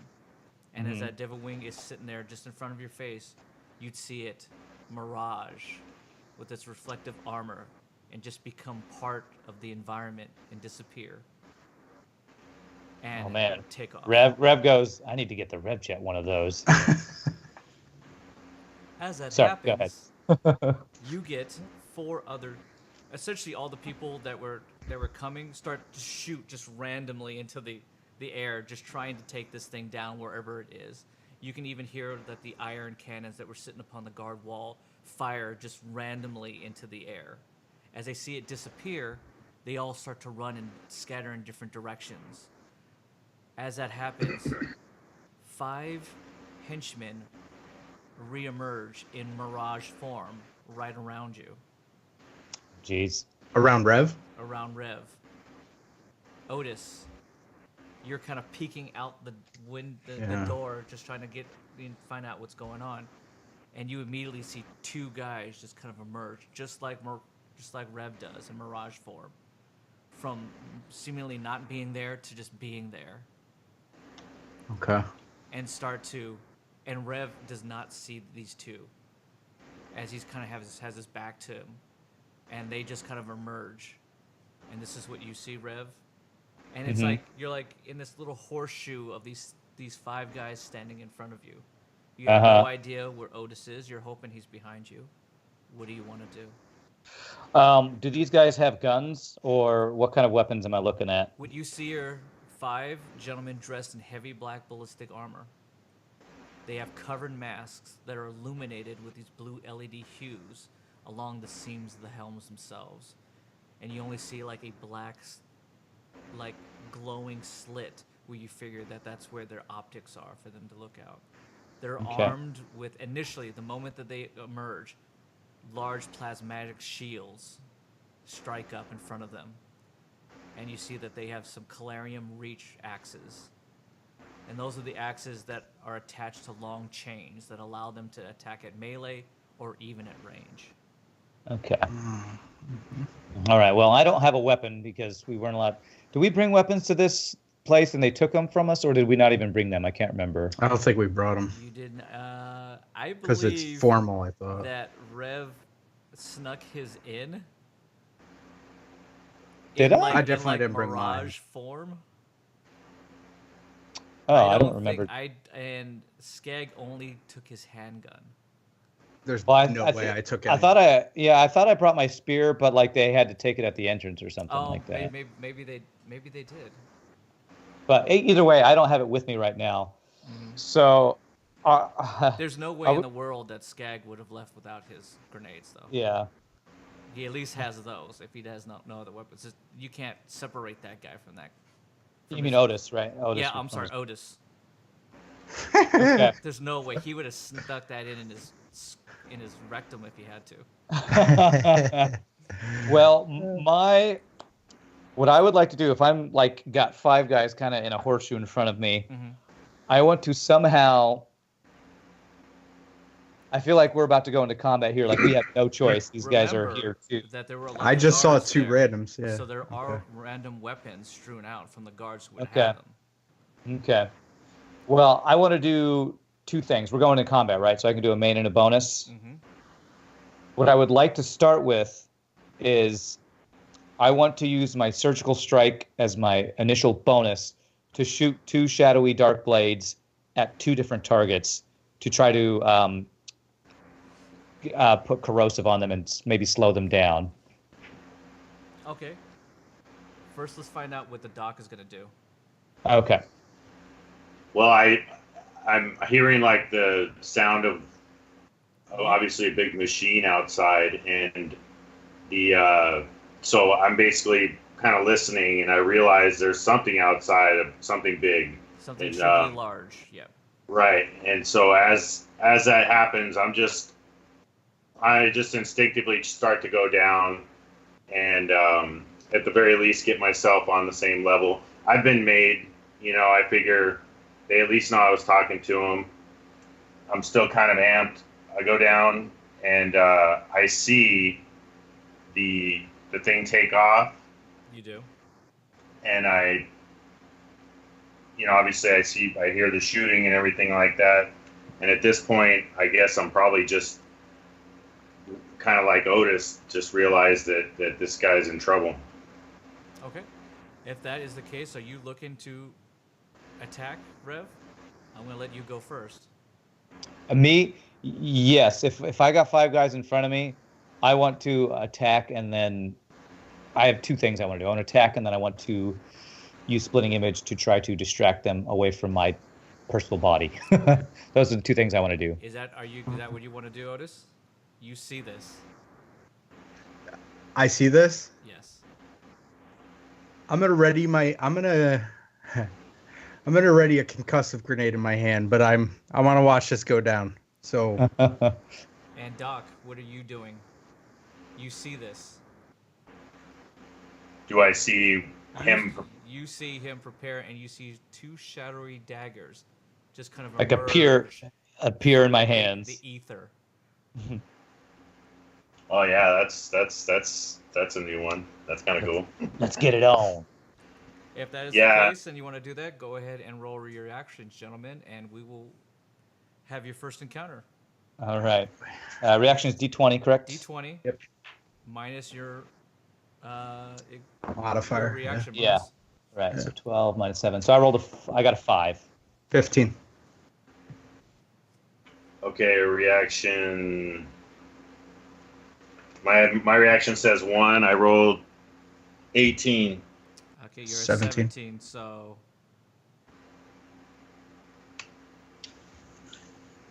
it's gonna go Rev, then the bad guys, then Otis, Oh shit. and then Doc. I'm gonna just call you Doc for short every time because you're the only guy who has a PhD. I definitely don't. PhD in chaos. Yeah, there you go. All right. Oh, so when it comes to reaction, the higher number's the worse, right? Yes. Yeah. You're Right. close Oh, to that's 1. crap. I got excited. Yeah, 18. And I remembered. All right. Rev, no matter what, you're going to go first. Surgical strike it is. Okay. Since I'm doing 2 blades, do I roll 2d6s to see if they both hit, or just 1 to see if they both hit? That's initially it's just a 2-blade attack, right? It doesn't say that you have Ye- to split them. Yeah, it says unveil 2 shadowy dark blades, and I throw it at 1 target or split between 2. And I want to split between 2 adjacent targets. Okay, then you have to hit for both. Hit for both. Okay. All right. Is this at just regular, normal, proficient? I have no proficiency Okay, in any you just ability roll but Fury of the 1d6. Jackal. Yeah. Roll 1d6. Oh, 1d6. Okay. I rolled a 2. Okay, then do it for the second one. Okay. I rolled a 1. Okay. Oh, So you unveil these shadowy daggers. Doc, you see this. Interesting enough, you've seen what you think to be the idea of like dark magic or such, something that is outside the physical, maybe into the spiritual itself. As you see that he had nothing in his hands before, and then these weird shadowy daggers seem to just appear. Unfortunately, as he goes to fling both of them, they just go way over the heads of everything, and then just kind of like disappear into the ether.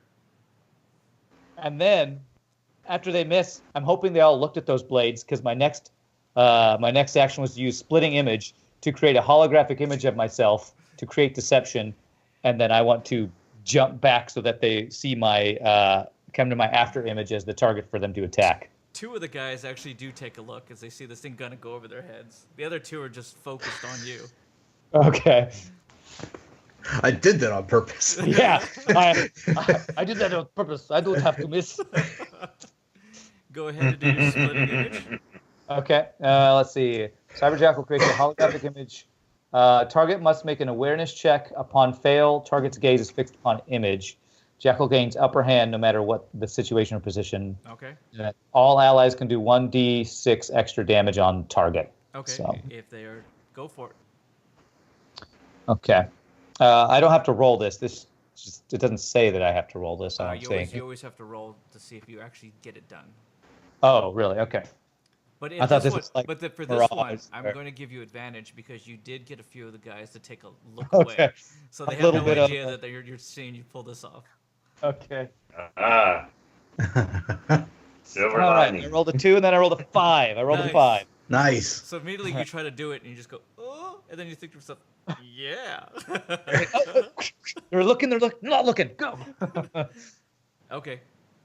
So, So, the yeah, immediately and I that wanna- you create this second image of yourself. Mhm. Again, I believe you can make it in any way that you determined it you want it to be. If he's like angry or if he's Yeah. if he's Basically, juggling creating balloon animals. I want him to have an aggressive stance where he looks like he's still me about to fight these Sure. guys, while I have jumped back behind him, trying How to far? my max movement distance, which is I have a move speed of 40, so I want to get as far away from them as possible. Okay. If I can do that. roll awareness and then roll athletics. Okay. Roll them at disadvantage though. Oh Jesus. Well, my awareness check was 1, Okay. so So you have no athletics. idea where you're jumping back into. yeah, exactly. I have the keyword of athletics. So- Does that help me at all? You just roll it flat, just whatever it is. Flat. Okay. 16. Okay.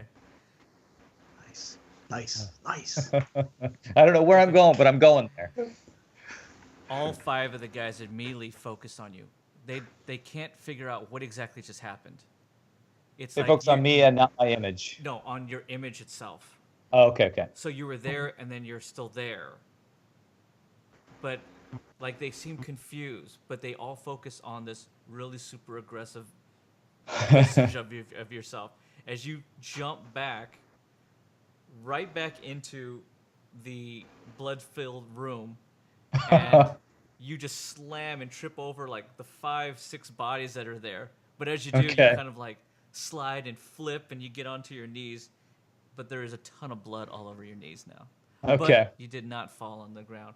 Otis sees this and immediately looks at you and does. I can't see what you're doing. Yeah, I can't but... see what you're doing.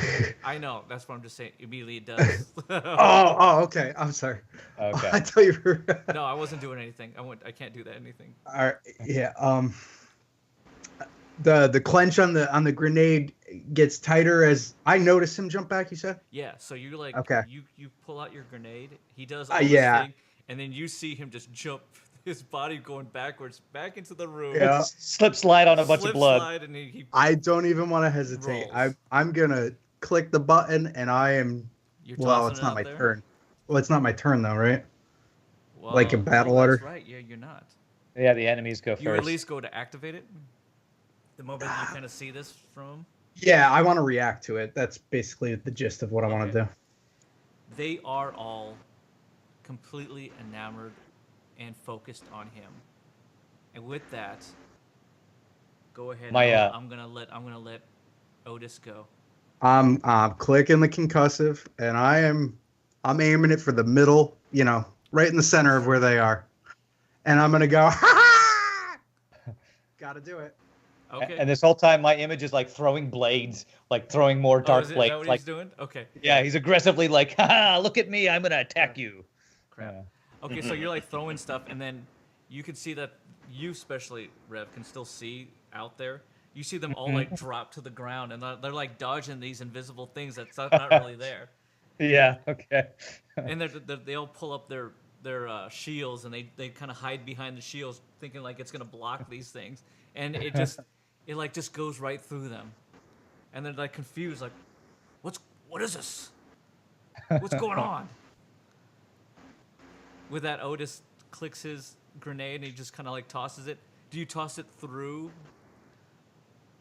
Rev's mirage image there? So Yeah, it's yeah. kinda, like, I want to comes kill from the him? illusion. Yeah, definitely kill the illusion. Yeah, it's like coming out of him. Like a little chest burster as this thing is just like flinging blades, Yeah. and all of a sudden this thing comes up right up at his stomach, goes tink. Going tink, for tink. theatrics. It's my Iron Man, exploding chest ball move. As that happens, go ahead and roll your dice to see if you get an attack. All right, so would that fall under the skill explosive personality? Yes. Okay, awesome. All right, I got a 6. All right, dude. Ooh, nice. What is your damage? Okay, my damage. Okay, that is going to be 44 plus 6. Oh, Holy shiza. 44? Holy crap. Yep. what That's do you more got? damage than my health pool. Well, I have it. That's the one I've been leveling up. Yeah, Like that's you've the one been. he's been maxing. Yeah. Nice. All right, here we go. 16. Ooh, wow. Okay. And that's cold Nice. concussive. Oh no, that's just concussive. Yeah, that knocks them all down and stuns Nice. them. Nice. Well, freaking, jeez. Nice job, dude. For once, his grenade didn't hit me. That's what I'm happy about. Hit my image. That's why he threw it so well, because he thought he was throwing it at me. I was watching the whole thing play down. Okay. What happened depended where I was going to throw it. Yeah, yeah. Okay. So you feel pretty empowered with this one, Otis, because this is one of those few times where you actually, in sequence, did everything correctly and not out of sequence. Nothing. You threw it perfectly. Didn't forget just to press far the button. Yeah, you threw it far enough. You pressed the button. It didn't drop in front of your face. Very nice. And you just toss it right through the image of this thing, just tossing just nothings, essentially. And you just see them just, as it just explodes out, you see all 5 guys just get pushed back like 5 feet. Most of the concussive blast was taken by the shields, but it was still enough that it just slammed each of one to the ground, and they seemed all completely stunned. Nice. Okay, and so then I'm gonna run up You're to gonna just run up as close as you where they all are, yeah. Okay. And then that one I end my turn. All right. Doc, you just saw this. You Chaos. saw Rev try to do a few attacks, create a duplicate image of himself, and which was impressive and exactly, and leap backwards safely, but messily. With a little slippy sliding, With yeah. a little slip slide. You saw Otis pull out a concussive grenade, toss it through, exploding and knocking these guys down to the ground. So if anything, you're impressed by the fact that there's a little bit of a teamwork between these two. yeah, definitely. Now, the enemy is they're just outside the door then, right? Yes, and they're all knocked down to the ground. Right. And so Rev is inside the door. Otis is kind of over here. Yes. And I guess I'm on the other side because I just came Right. down and kind of Exactly. stopped. You're on the other. You're on So the we side. got a pretty good little. Perimeter around them, I guess, right? Right. Yep. Okay. What I'm going to do then is, since I see that they're down, but definitely not out. I don't.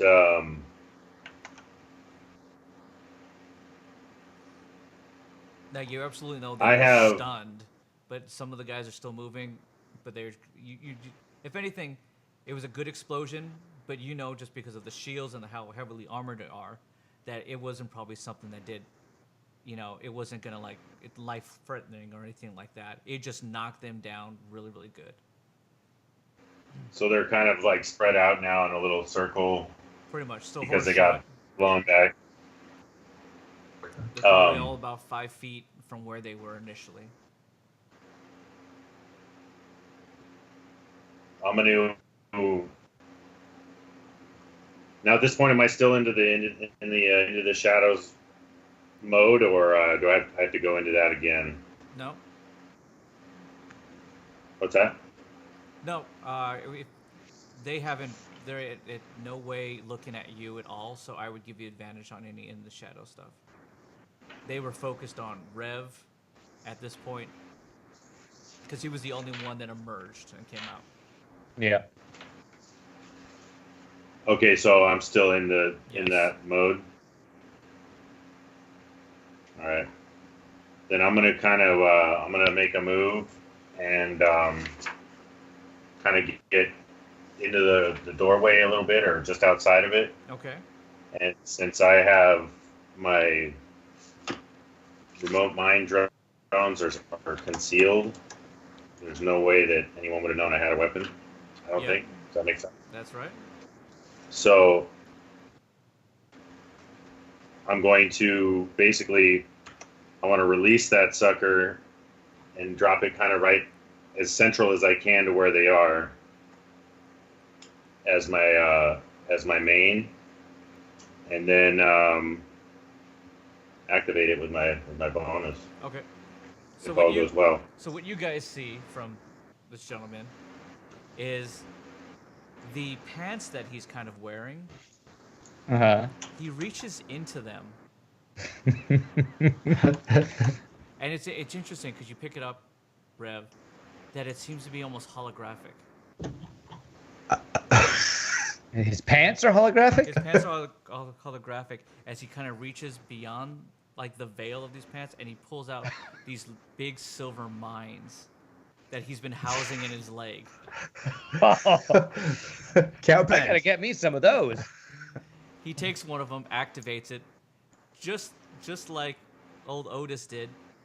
How do you toss it? Do you toss it out there, or do you roll it out there? You tell us how you're doing this, Doc. Oh yeah, good call. Well, do I have to roll first, or what do I? Yeah, just tell me where you're tossing this. You tossing it right in the middle, or where are you putting this?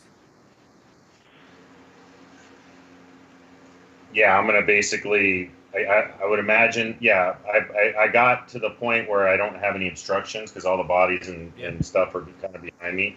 So I just try and do a nice little Lawn bowling? roll.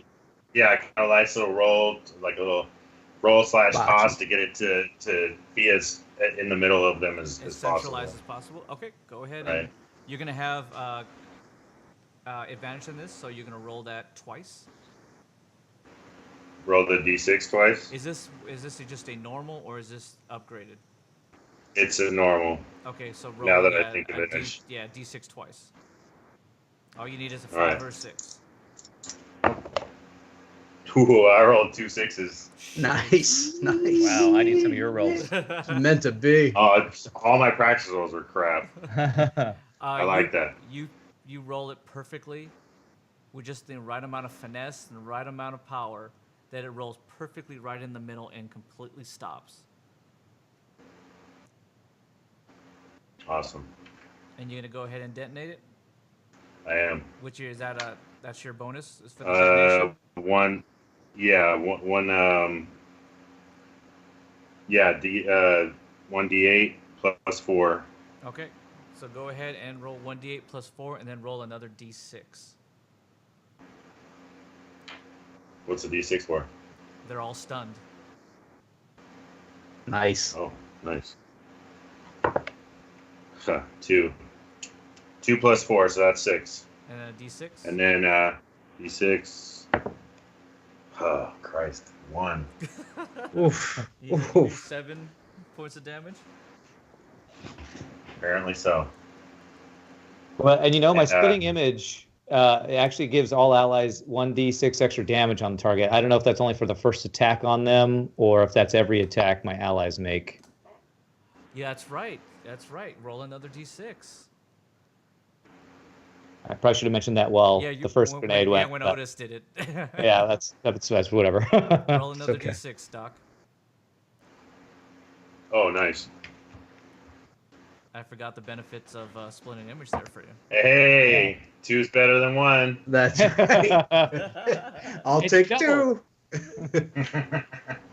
Now it says I can split the damage however I want to. You said there are 5 of them, right? Yeah, you just want to split it. So there's 9. I did 9 damage total. 5 of them. And at this point, they're all somewhat damaged equally, right? At this point, yes. The initial one is complete equal. Oh, I guess I'll just dole out 1 to each and then another to the closest ones. Okay, that's fine. You can do that. Okay, you know what? Go ahead and roll the d6. Otis, because you should have got that. Old Rev didn't help you out. 6. Oh, wow. Yeah. Nice. Thank you. Yeah, Very nice. I'm doing something this fight. That makes up for Doc's crappy rolls. And also makes up for both of my surgical strikes going really wide. That's a good point. That is a good I point. started so strong.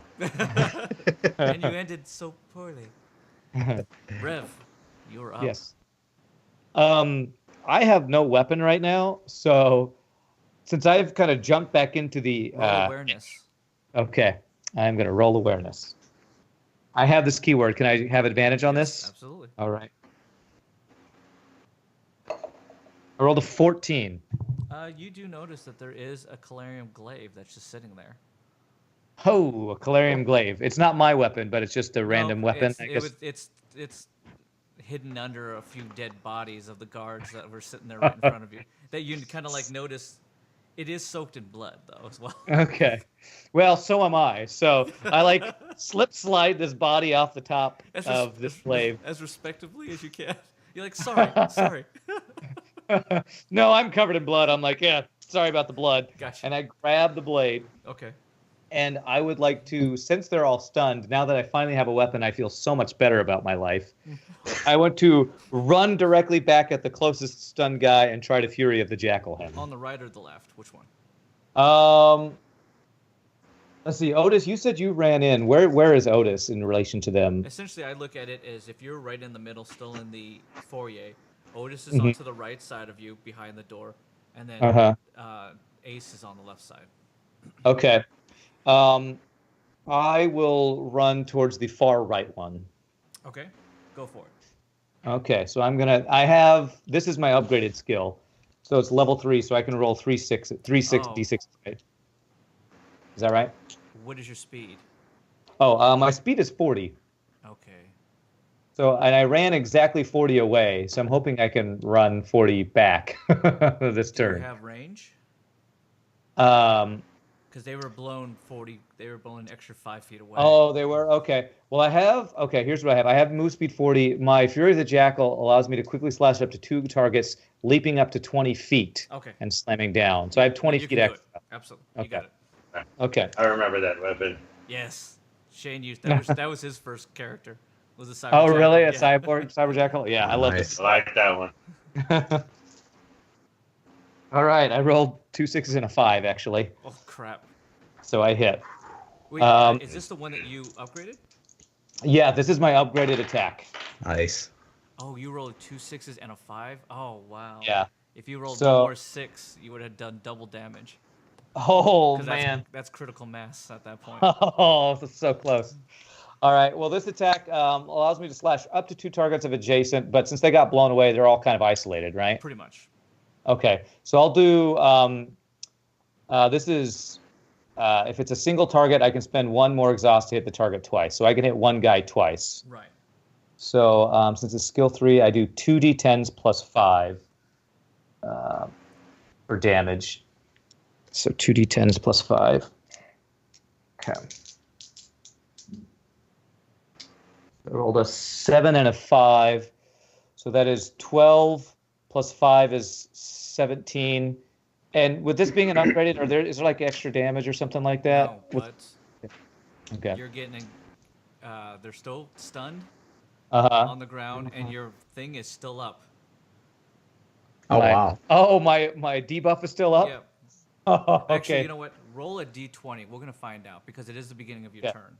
Okay, yeah, to see if they get out of it. Yeah. I rolled a 19. It's still up. Yes!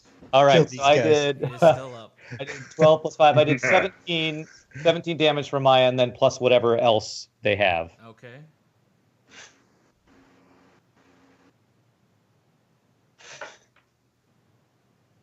So that was...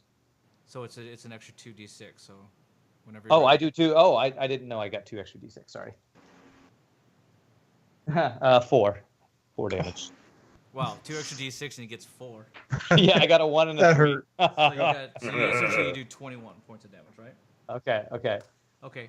Yeah. So you attack 2 guys. No, I attack 1. Oh, I hit the gotcha. one guy twice, so all that damage on one Gotcha, guy. Not a problem. Okay.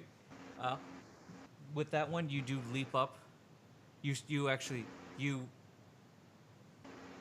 of jump and skip over all the bodies back out into the streets, and you just leap up another 20 feet and just drive it through him.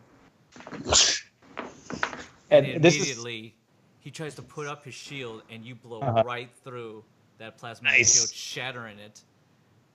Nice. And he breathes his last. And as I go to stab and it hits the shield, it's just like this energy shield. It like dissipates in this sparkly mist That's as I exactly go through. There's like this blue sparkly mist. Yeah.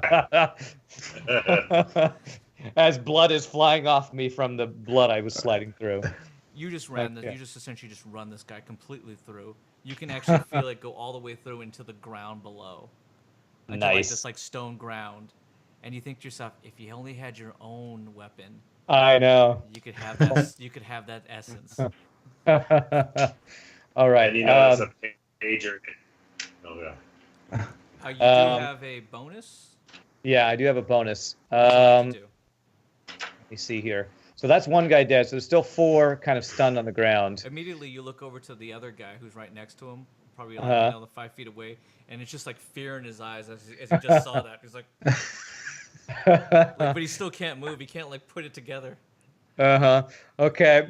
Well, what I'm going to do, can I use my 3 ways of the blade on a weapon that's not my weapon? That's not my main weapon. You can always use it. The ability is always your ability.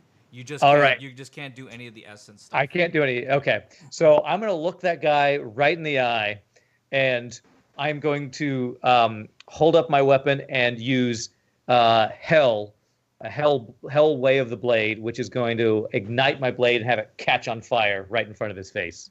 Sounds like a plan. He immediately, Again, the fear is even Wet. intensified even more.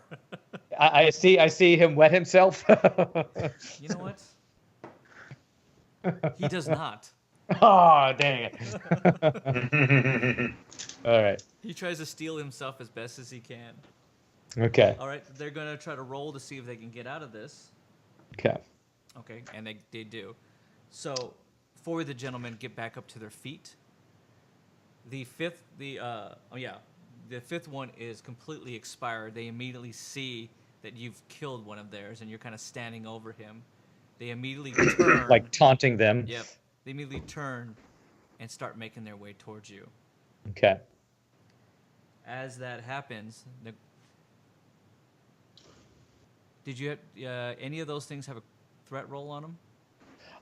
Yes. Fury of the Jackal Roll your creates a D20. threat. Okay. I had a threat roll earlier, 13. Okay. I rolled a 6 for my threat.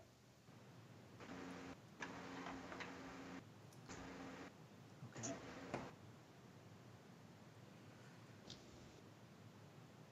Two of the guys go directly towards Otis. The other two go directly towards Rev.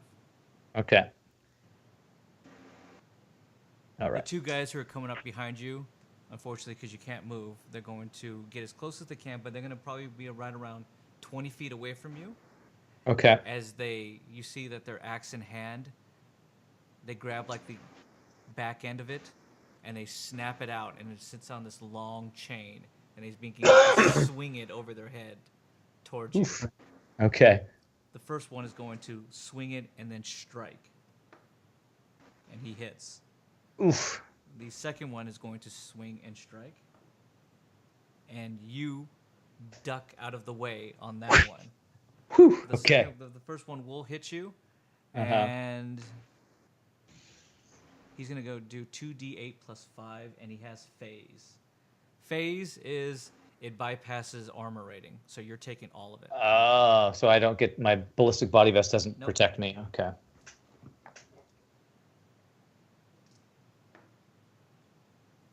Oof, it's gonna be a lot of damage. 9 and 5. You take 14 points of direct damage. Man. 14, and I can't even mitigate it. It sucks. Nope. Okay. All right. The other one, after you take that first hit, you kind of like shrug it off, even though it rips right into you. And the second guy goes for you, and you just kind of duck and parry out of the way. You think to yourself, I cannot continue to keep taking shots like that. Yeah, for sure. Why isn't my armor protecting me of any of this? Yeah. Yeah, just sheared right through my vest.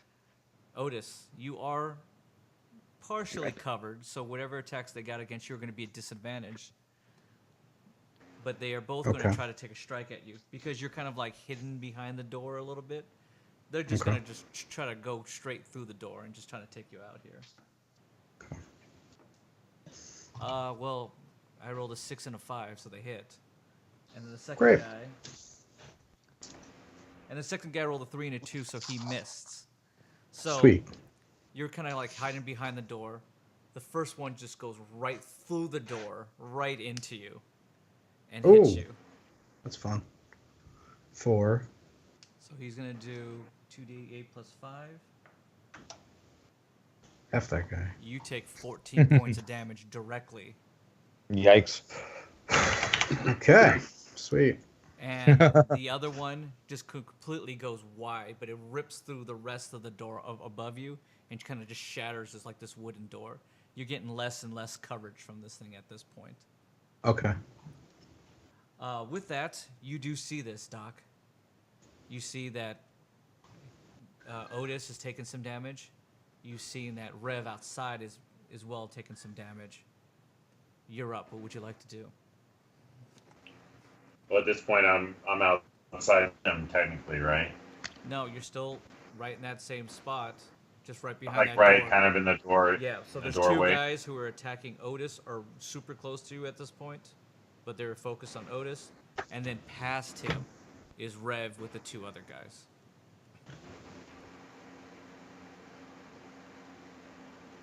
Oh, and we're all they're inside, right? The No, two of they're them. just outside the door.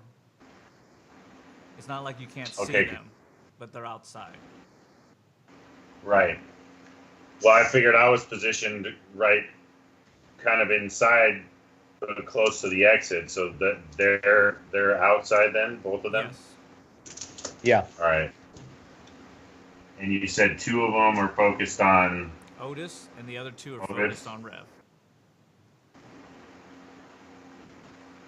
All right. And I'm not I'm not this is a new turn, so Yep, the end of the shadow is worn out, where it's not applying anymore. that's right.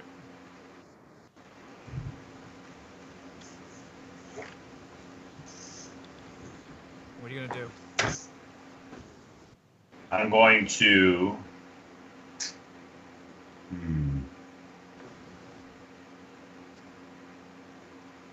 I'm gonna try the. I'm gonna try the ion crackle. Okay. 3 shots. I could do all 3 of them, right? You absolutely can.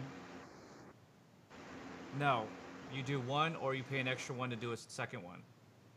Oh, that's right. Shoot.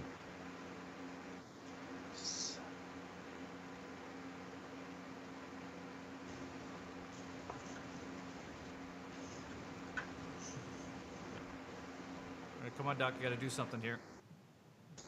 Yeah. No, I'm gonna try. I'm gonna try for all 3. I'm going for the gusto. Go for it. Nice. So that means I gotta spend. You said 3 exhaust. Yep. Let's do it. Let's do this. All right. Do make it, do it happen. up. So how are you spreading this out? Are you hitting one guy twice and then one guy once? Well, I'm gonna try and hit 3 out of the 4, Okay.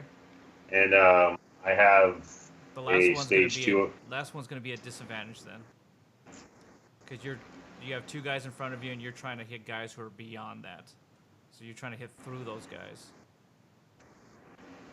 Okay. Go for it. Well, then I'll focus all 3 on the 2 then. Okay. Go for it. All right. Well, this is a stage 2, Okay. You do have so I can roll advantage 2d6, right? because they do not see you, or at least if anything, Okay. they're not focused on you. That's very nice. Nice, yeah. So it's 2d2, right? Yep.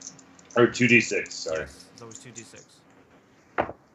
Double 6s again. Nice. Wow. You hit both. How do you want to spread the love here? I guess it depends on which one has which damage. The one that with They the, all at this point have equal amount of damage. okay, I'll put 2 on one and 1 on the other. Okay, go ahead and do damage. All right, so it's 1d8 plus 5. 7, so it's 12. Wow. Jeez. Oof. Nice. And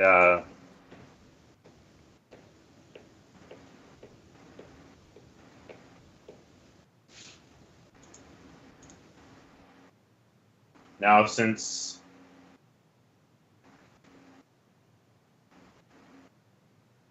okay, and that does result in a threat level as well. Threat roll. Okay, that has stun though, does it not? The ion crackle. Yes. Oh yes, it does. Okay, Shoot. so now those 2 guys are stunned.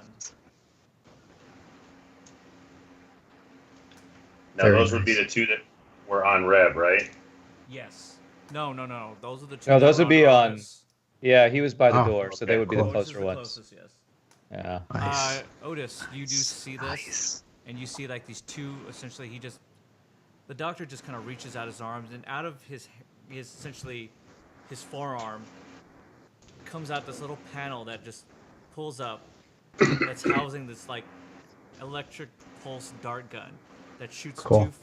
2 shots at these guys, and they're just stunned in complete. Like they were moving towards you, and the moment that they hit them, they're just filled with just like these electrodes that just stun them, and they're just kind of like frozen there, Okay. which is like the dumb look on them. You Okay. immediately know that they're stunned, but they are also looking pretty bad at this point.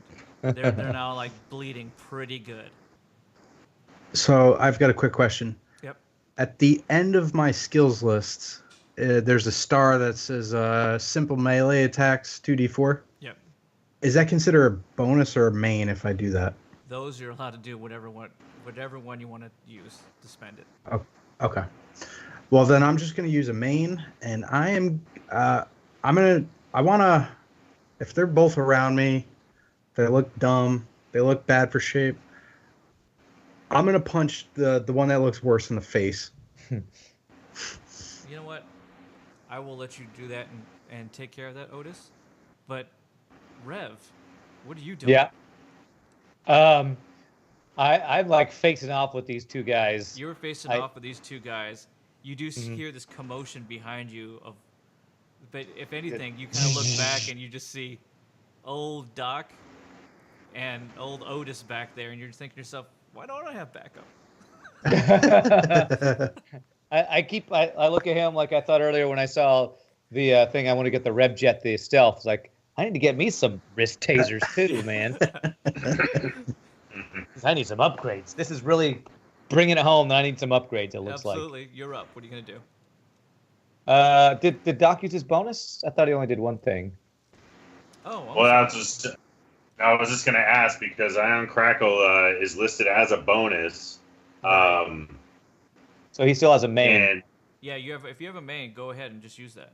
You have not moved either, so you should be good. okay, so you use the main as well then. Yeah. So you have a main and a move. Whatever you want to do. I apologize about that. I forgot about that. That's all right. You know what? I will. I'll move over to. I'll move over to Rev. Okay, so you just kind of like walk past these electrified two guards. Just nonchalantly, I took care of that. He's a doctor. And I'm gonna do the. I'm gonna try and give him a few hit points back. Oh, okay. Well, let's see. Wait. Yeah, so I'll. Shoot. Was that patch them up or what? What are you using? Yes, the patching him up. Okay, what are we doing? I know it's early, but I'm gonna spend an exhaust and just try that. All right. So it says 2d6 upgrade level to one ally and yourself. So that's just one. One ally and yourself, yes. So if you're gonna put it on Rev, and then you get yourself as well. I didn't really take any damage, but it still Yeah. adds it, right? Yep. Either way, it's kind of a waste, but it'll work. Hey, I don't think it's a waste. Rev I doesn't- can use the forgive hit me, points. Forgive me. As the DM, the chief architect, I say it's a waste. But for Rev, not a waste at all. What does he take it back? What's he get? Well, I rolled 7 total. Okay, 4 and so a 3. you get 7. You're gonna get 7 vitality back. Nice. Thank you, Doc. I knew there was a reason we called you Doc. The question is what does your patch 'em up drone look like? Oh yeah, we didn't really talk about that. I just thought of that. I think it should be exactly what your shield drone is. It serves dual purpose. Oh yeah. Okay. So what happens is as the electrified two gentlemen, he just kind of nonchalantly walks past them. The doctor You reach into his pants again. The doctor takes off his hat, his nice bowler hat, and he flings it towards you, and it stops right above your head and starts to begin spinning extremely fast. And as that happens, you start to feel this green, like haze, fall upon you. Of The hats. Of this regenerative biopower given to you by his hat drone. That's amazing. Oh man, I thought he was gonna. When I saw, I was like, I'm thinking like, what is that? 007 hat cutting my head off or something, Yeah. spinning hat. That's Oh yeah. We got it from Odd Job. Nice. As that happens and you get those 7 back, you just see that the spinning thing just stop, and then just floats back over to the doc, who just grabs it gently, puts it back on his head. And Rev goes, God, I need to Back get on me the a hat dock. like that. Now, real quick, do I add 7 to mine or no? Because I'm already at If capacity. you're at full, you just wasted 7 points there. Oh, gotcha. It Okay. is what it is. All right, Rev, you're up. Go for it. No, I think Otis didn't get to do his punches, did he? No, be you're first though. Oh, I thought You go I thought before Otis. Otis. Okay. Well, I thought Otis didn't get a turn last time. I guess I missed. Okay. So I got 2 guys I'm looking at here.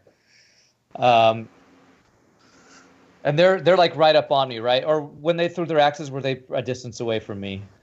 They were about 30 feet away from you. Okay. Well, I'm feeling pretty healthy now after the nice little hat heal there. So I'm gonna go in on them. I'm gonna try to use my Fury of the Jackal. Are they close enough to each other that I can use this attack on both of them, or are they spread apart? They're probably spread apart, probably about a good 10 feet apiece.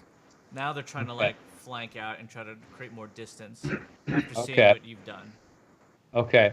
Well, then I'm going to move as fast as I can towards the one on the right. Okay. And try to use my Fury of the Jackal on him again. Go for it. All right. 3d6s. Come on, give me 3 6s. Give me some of Doc's rolls. Come on now. I got 1 6. Disappoint. It works. Disappointed, but I still hit though. I It still hits. hit. Yeah. It hits. You'll take it. Okay. All right, So, what do you and got? I'm gonna do both attacks on the same guy again, Okay, since it's go only for one guy. So it's 2d10 plus 5. 2d10 plus 5. 4 plus 2. Wow. 6 plus 5. 11 damage plus my extreme burn plus 6 tick from my Hellblade. Okay. Holy crap. Is this one that you leap towards them, or you just charge towards them? This one I'm kind of charging, like Okay. speed running at him. You tell me how you do this. All right. With my Hellblade extended behind me like an anime character, Of course. I run straight at him, and as he puts his shield up, I throw my spear forward and thrust right through the shield. Again, blue mist disperses as I go right through his heart. I need to get an editor and just go blue mist. Add blue mist effects. And with that, after the blue mist and you just ram this guy through, he just kind of looks at you, just completely stunned that all this power that just blew right through his ballistic shield. And he kind of looks at you and kind of just grabs onto it and just slumps over. And you kind of feel the weight of this lifeless now body just on this this used weapon that you just found. As he expires, I pull it back out. I look at the other guy, and then I lick the blood off of the blade. Oh God, dude! Go ahead and just do what does it do? Intimidation. Yeah, roll intimidation. Okay. I forgot that it was on fire, so it burned my tongue. So I rolled a 4, so I burned my tongue and just go, ow, oh, ow. That was not a smart Yeah, move. take 3 points of tongue burn damage. But interesting enough, he instead of being intimidated, he's just angry, even more so now with you. All right. I'm like out of exhaust, so I'm gonna pass my bonus and just get exhaust back. Just get 1 exhaust. Okay. Yeah. He's already out of exhaust here. Okay, so that guy is gonna see Yeah, about I'm close to it. directly attacking you. Okay. He's so pissed off at you, it's ridiculous. I'm doing my job. I'm the tank, man. I'm pissing these guys And off. he hits.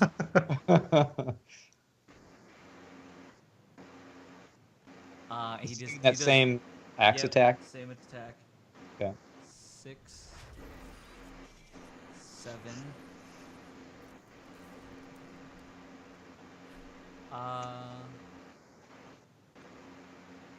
Take 12 points of damage. Whew. These guys hit hard. 23. Okay. And then the guy... Yep. He completely disappears in front of you. Oh no, he's So he pulling goes, a mirage he goes on. into Mirage. Oh, I lost him. God damn it. The other two guys are going to try to get out of their stun here. Okay. And like crap heads, they don't. Nice. So with that, they are completely stunned, Otis. You are up.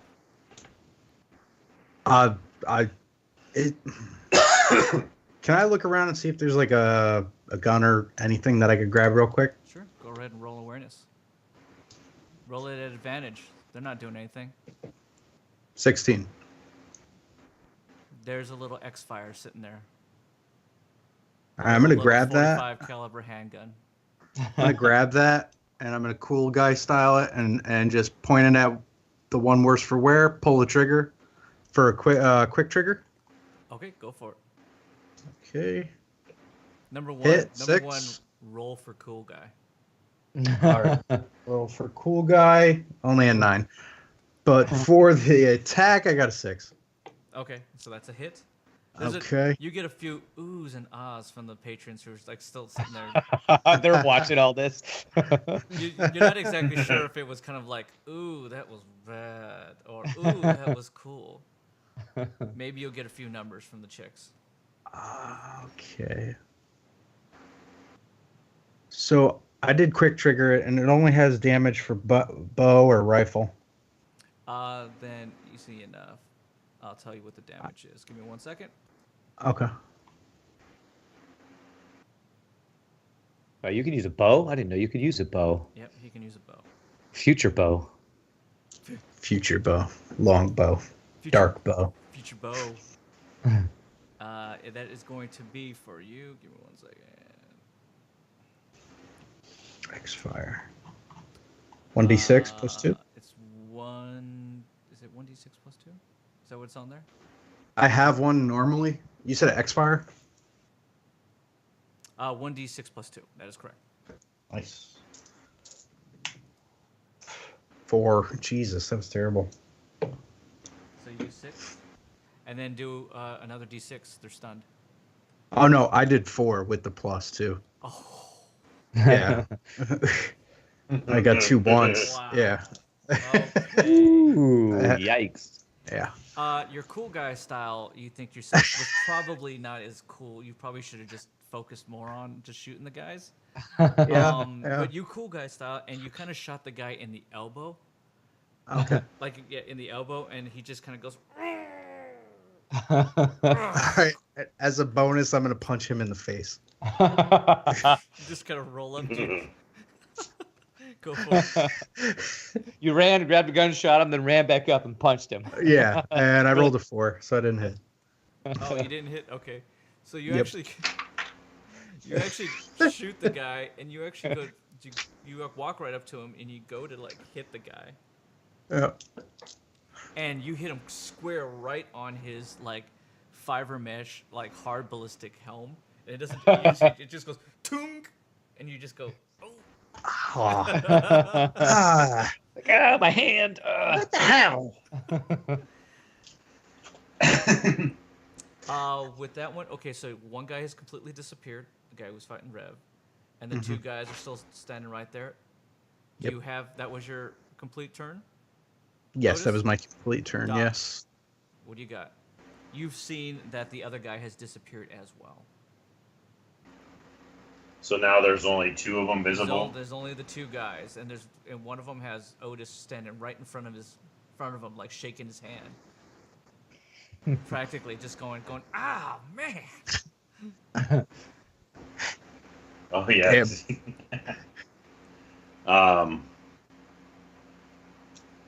Well, I am going to.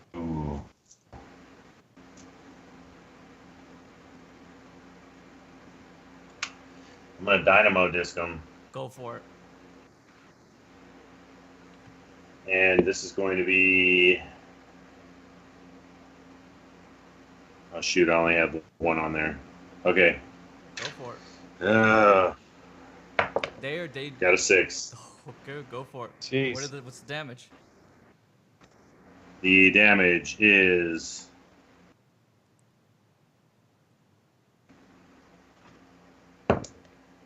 a 4. Total of 4? Total of. They're stunned. Did you do your D6? Oh yeah. 4 plus 4, 8. 8. Does it do anything else? Or is that it?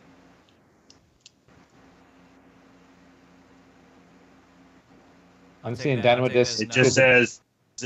No, it just says place either blind, poison, or cower. Okay, what are you putting on him?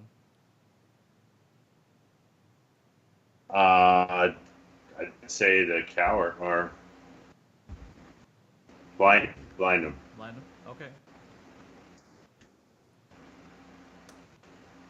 Otis, roll a D20.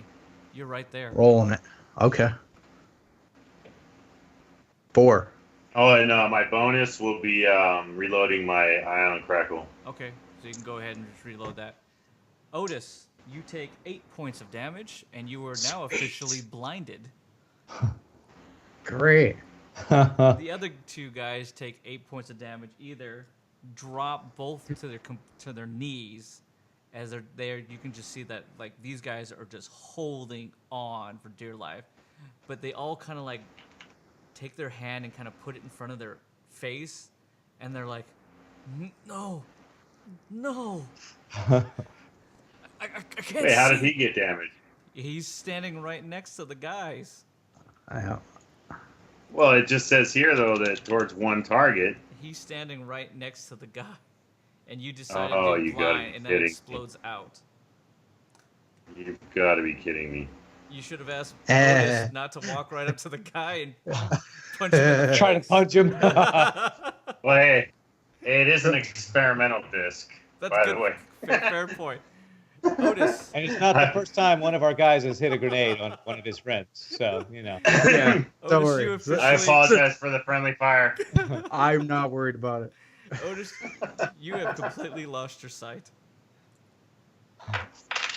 Oh, Uh-oh. and it's just like, it's just a big, gigantic flash of light, and Yep. and it's almost how I like, imagine it. and you just can't see anything. You're like utterly confused. Roll a d20 and see if you can steal yourself, though. 19. Wait, so did Yeah. I still didn't kill the guy? Nope. They're both on like death's doorstep, like right there. Unfortunately, Yeah, Otis I hope I at Otis least can't see that anymore. I hope I at least hit the one. With that, do you have any other moves, Shane? No, I think what I'll do, because I used the main and the bonus. Okay, did you want to move? I think I might move to just gain a better vantage point. Okay, you Maybe. moving closer, farther? You gotta kind of tell me. To move a little further away. Okay. Lobster. You can't read this, Otis. You're blind. All right, Rev. Well, Yeah. noticing that I just blinded my friend, I think I'm gonna kind of. Actually, I think I'm gonna kind of move a little bit towards him and kind of back him up a little bit, but stay back Oh, about. isn't that nice? He actually You better be called, careful. called you Yeah. his friend. Yeah, and also I'm gonna make a mental note in my in my mental memoirs that I do affect other people with my dynamo discs. They don't just hit one target. Note to self. Note to self, right? Yeah. Rev, you actually you take a look at him for a quick second. He's like making like these notes, just going, all right, okay. Yeah. Yeah. You're up. I don't Rev. see What would shit. you like I to only do? worked with singular targets. So how was I supposed to know? All right. Well, since I lost my target, he went invisible. You went invisible. You do see Otis now, just like randomly, just kind of like reaching out and just he's like He looks like a zombie. He's like, Mhm. oh. I see him kind of having issues seeing anything in front of his face. Yeah. I'm going to see if I can finish those two guys off with a surgical strike. Okay, go for it. So, again, so it's 2 Shadowy Dark Blades. I'm going to throw at the 2 targets to try to hit them. You have advantage. Oh, nice. Rolled a 6 on my first one. All right. And with advantage, I rolled 5 on the second one. Okay, you hit both. Nice. Okay, and this is... I don't have any skill points in this, so this is 1d4 plus 3. So... Oh, 1 plus 3. So I did 4 damage. You got the D6 or stuns. Our damage is. Oh, they're stunned, so I get d6. Okay. I can't roll out a stun. 3, 4. 4 plus 4. So I did 8 damage to them. Oh. Damage. All of our damage has been shit. Yeah. If you could see this, Otis, you would see these shadowy black daggers just bury themselves into the kneeling bodies of these 2 guys that were standing before you as they slump over and breathe their last. But I have no idea. But you have no idea this has just happened. And All as you hear is thunk, thunk. Yeah. Yeah. As you do that, roll your your athletics at disadvantage, Otis. 9. 9. You hear thump, thump, and you just kind of like walk right over and just trip over both these guys who are now before you, and you just flop over on the ground. And you're just, as you're taking notes here, Doc, you kind of look up to see that old Rev, not too bad, has finished up your dirty work. And Very nice, very and nice. And he doesn't need to take any notes. You just kind of That's the advantage. Advantage of not having explosives. Yeah. Well, you were supposed to hit Otis too. Thankfully, I actually hit the target I was aiming at this time. And so for my main, that was my bonus. Yep. For my main, I'm going to just, since I know the other guy went into Mirage, I'm going to drop into Mirage as well. So I'm going to go Gotcha. invisible, so I'm not an easy target. Sure, not a problem. So minus 1. Okay. And I'm not going to move. I'm just going to now just start surveying my surroundings to see where this last guy appears, if he does appear.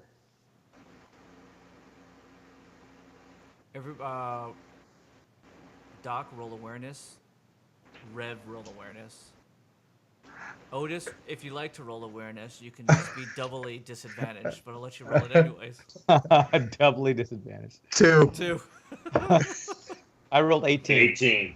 Ooh, Oh, wow.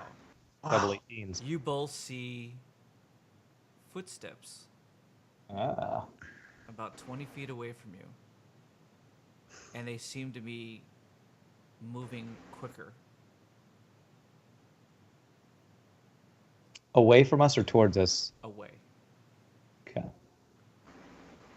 I will give you an option. Is there anything you want to do with that information? Well, I used my turn, so I should probably allow Doc to go if he wants to do something. I'm not very fast, so I don't think I'll be able to catch him.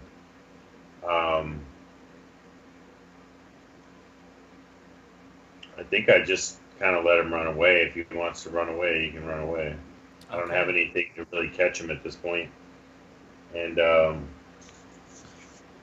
if anything, I mean, this is just, you said a robot? No. Oh, he's a henchman, you said. Yeah. Yeah. He's heavily They're like armored. Yeah. Oh. You just want to let him go?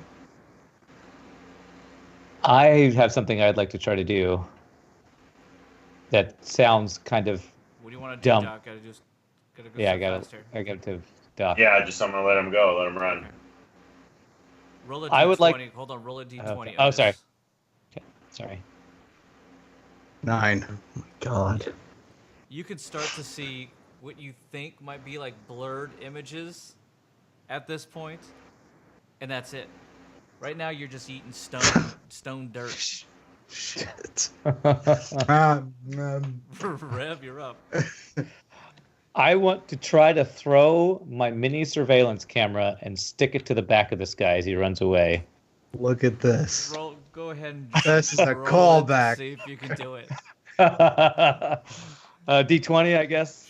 Yeah, we're just gonna roll on a roll. Go for it. Okay. I rolled a 14. That was almost a 20. You go to throw it where you think he's at, and as you do, you hear just. Break. What'd it do? You did not get on him. Damn it. You missed. And if anything, when you threw it, you think you heard like the lens crack. Oh man, I was trying to stick it to the back of that guy so I could track him. It's the most worthless camera we've ever had. First you pointed at the floor, now I just throw it and break the damn thing. With that, it's coming out of some of the sides of the streets themselves, kind of that are funneling in, as well as some of the guards that are coming out of the Great Rotunda itself, who were inside. You do notice, as usual with most security guards, none of them seem to want to help you out, unless it really kind of benefits them. And their job in the end is really to protect Baron Moncrief. It's not really to hurt you. They do kind of funnel out, and they all seem to gather around you, almost in a kind of a shield-like manner. And as that happens, the young woman, Tyrion, emerges. Now, Doctor absolutely knows who she is. And when you see her, she kind of bows to you, and she just goes, "Well done, Doctor." She goes, "It still like you're still a spry young chap. Still has some tricks up your sleeve, it seems." You know I do, lady. And she just goes, "And Rev." Yes. She goes, she kind of like looks at just like the dead bodies of these The things carnage there, around carnage. And she sees like this rolling guy on the ground, just like still holding his head in his hands there, which is Otis. She looks at you and she just goes, "You're quite the warrior. Your reputation has preceded yourself." No. You know my name. You guys got a rep. She goes, "Please, Rev, you're a cyberjackal. You do data trafficking. You've been here quite a many times. We always watch people who work for us. Yeah. Or who do business with us in one way or another. We work in information. It's And true, your I'll have friend to- here, will he be okay?" Yeah, those tricks up Doc's sleeve you're talking about, they're pretty potent. She motions to a few of the guards to come over. And they kind of like lift old Otis up. And they kind of give you like an injection that immediately starts to alleviate the blindness, and you start to see again, Otis. As that happens, Clearly. she walks right up to you and she looks at you, and she wipes some dirt particles off your face, and she just goes, "Will you be okay?"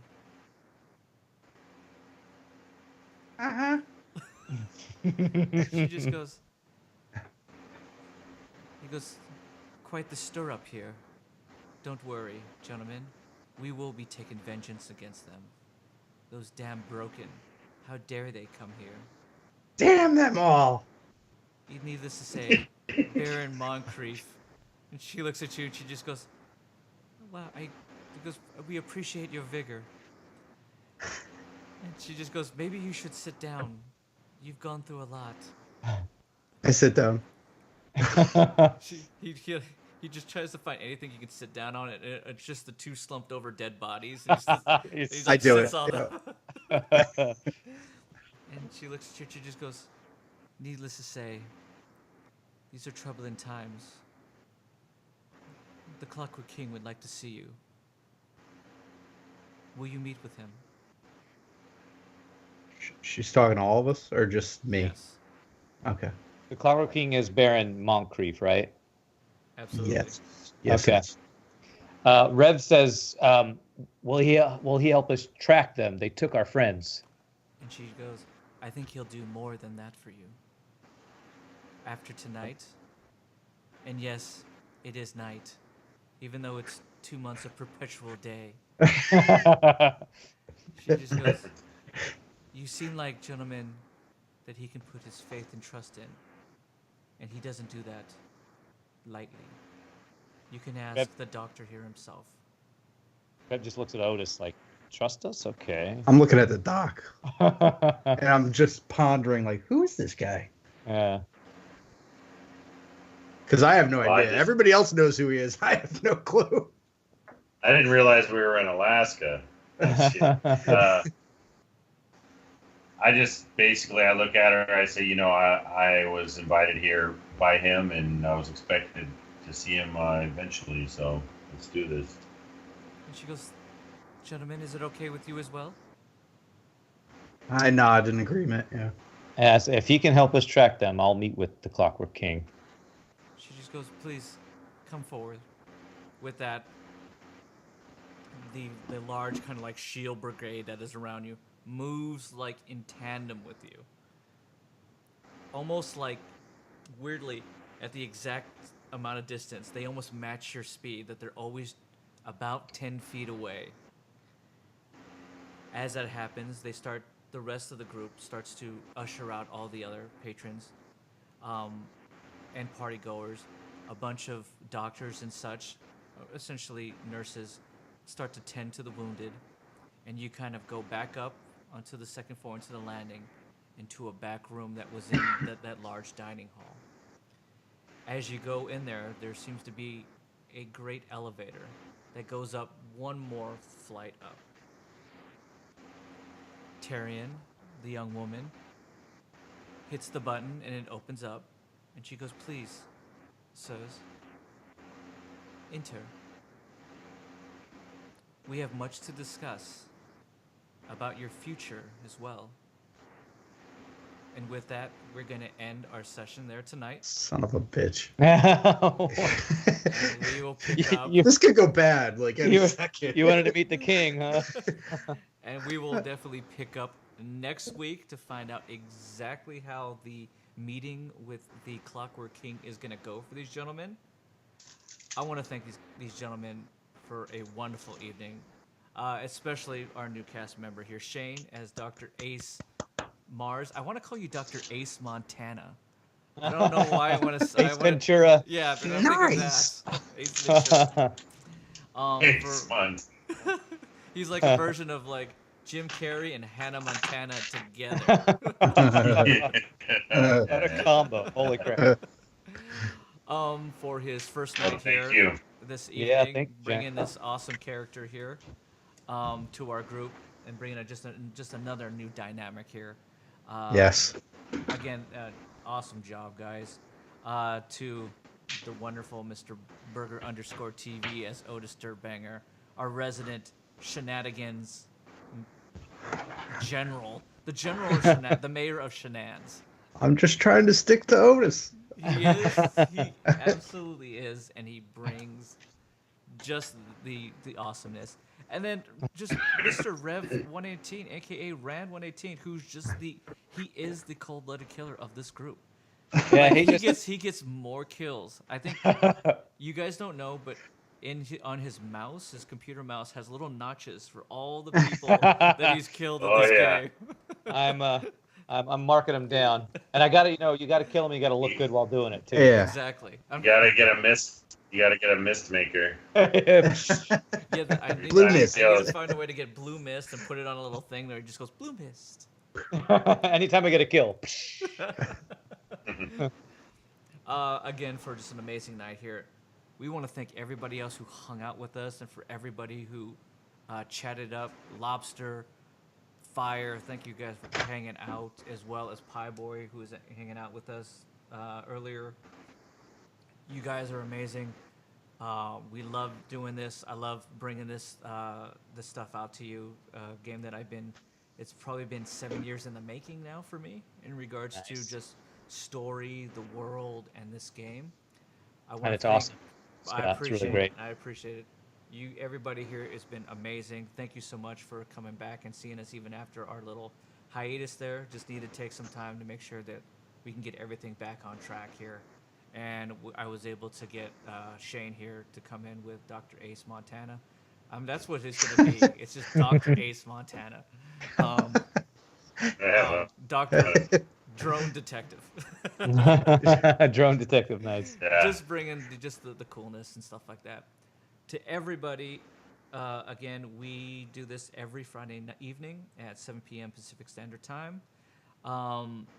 If we can't, I will always usually post that on Twitter, which is at Mr. Shoki 3000, or you can always find information here on this channel.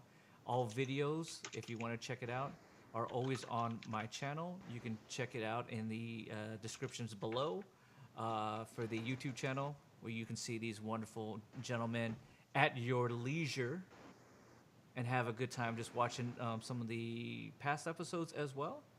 And for that, let's just do some outros here. Mr. Burgher TV here. Please tell these individuals where they can find you at. As usual, I just want to thank Shogi, rest of the other guys, chat, and you can just follow me here on Twitch at Burgher_TV. That's it. Just follow me there, please. We're gonna break 280. I got Bronson on my ass, and it's killing me. So. And he's gonna eat more insects. I just know it. Yeah. Actually, next week I'm playing a game where Fuck Bronson. more Dude. bugs. Fuck Bronson. I've tried to. Like I said, I talked to Bronson. I thought we can get him on the show. All he does is he's under contract with Burgher. He just spits and cusses at me. Fuck Bronson, dude. Yeah, he's a douche. And for the record, we ate 15 bugs last week. I'm done. Gosh. Fair enough. I don't think anyone would want to eat any more of that stuff. I had a fucking migraine all day. Anyway. Ryan, where can these awesome individuals find you at? You can find me on my Twitch channel where I eat 0 bugs. I eat only cookies because cookies are good. You can check me out at twitch.tv/Rand118 and also YouTube/Rand118. And again, thank you, Shogi, for doing this. Absolutely. It's a lot of fun. Thank you, gentlemen. Thank you, Shane, for being here, brother. Yes. My brother, Welcome, Ian, guys. brother, dude. Thank you. Thank you. I love this. I love this guy, like my fam, dude. I am Mr. Shoki And 3000. likewise, brother. I'm Mr. Shoki 3000. You can find me at Mr. Shoki 3000 on Twitter, or you can find me here on the stream. If you don't see me here, I'm always in Burger's chat almost every night when he's streaming, because he's just a fucking awesome streamer. Or Thanks. if I'm not working, I am in Rand's chat playing some games with him, because Rand's equally the most amazing streamer in the world. And I love these guys to death. We appreciate everything you guys do. And until next fucking time when we see you cats, keep it safe on the waist here, guys. Peace.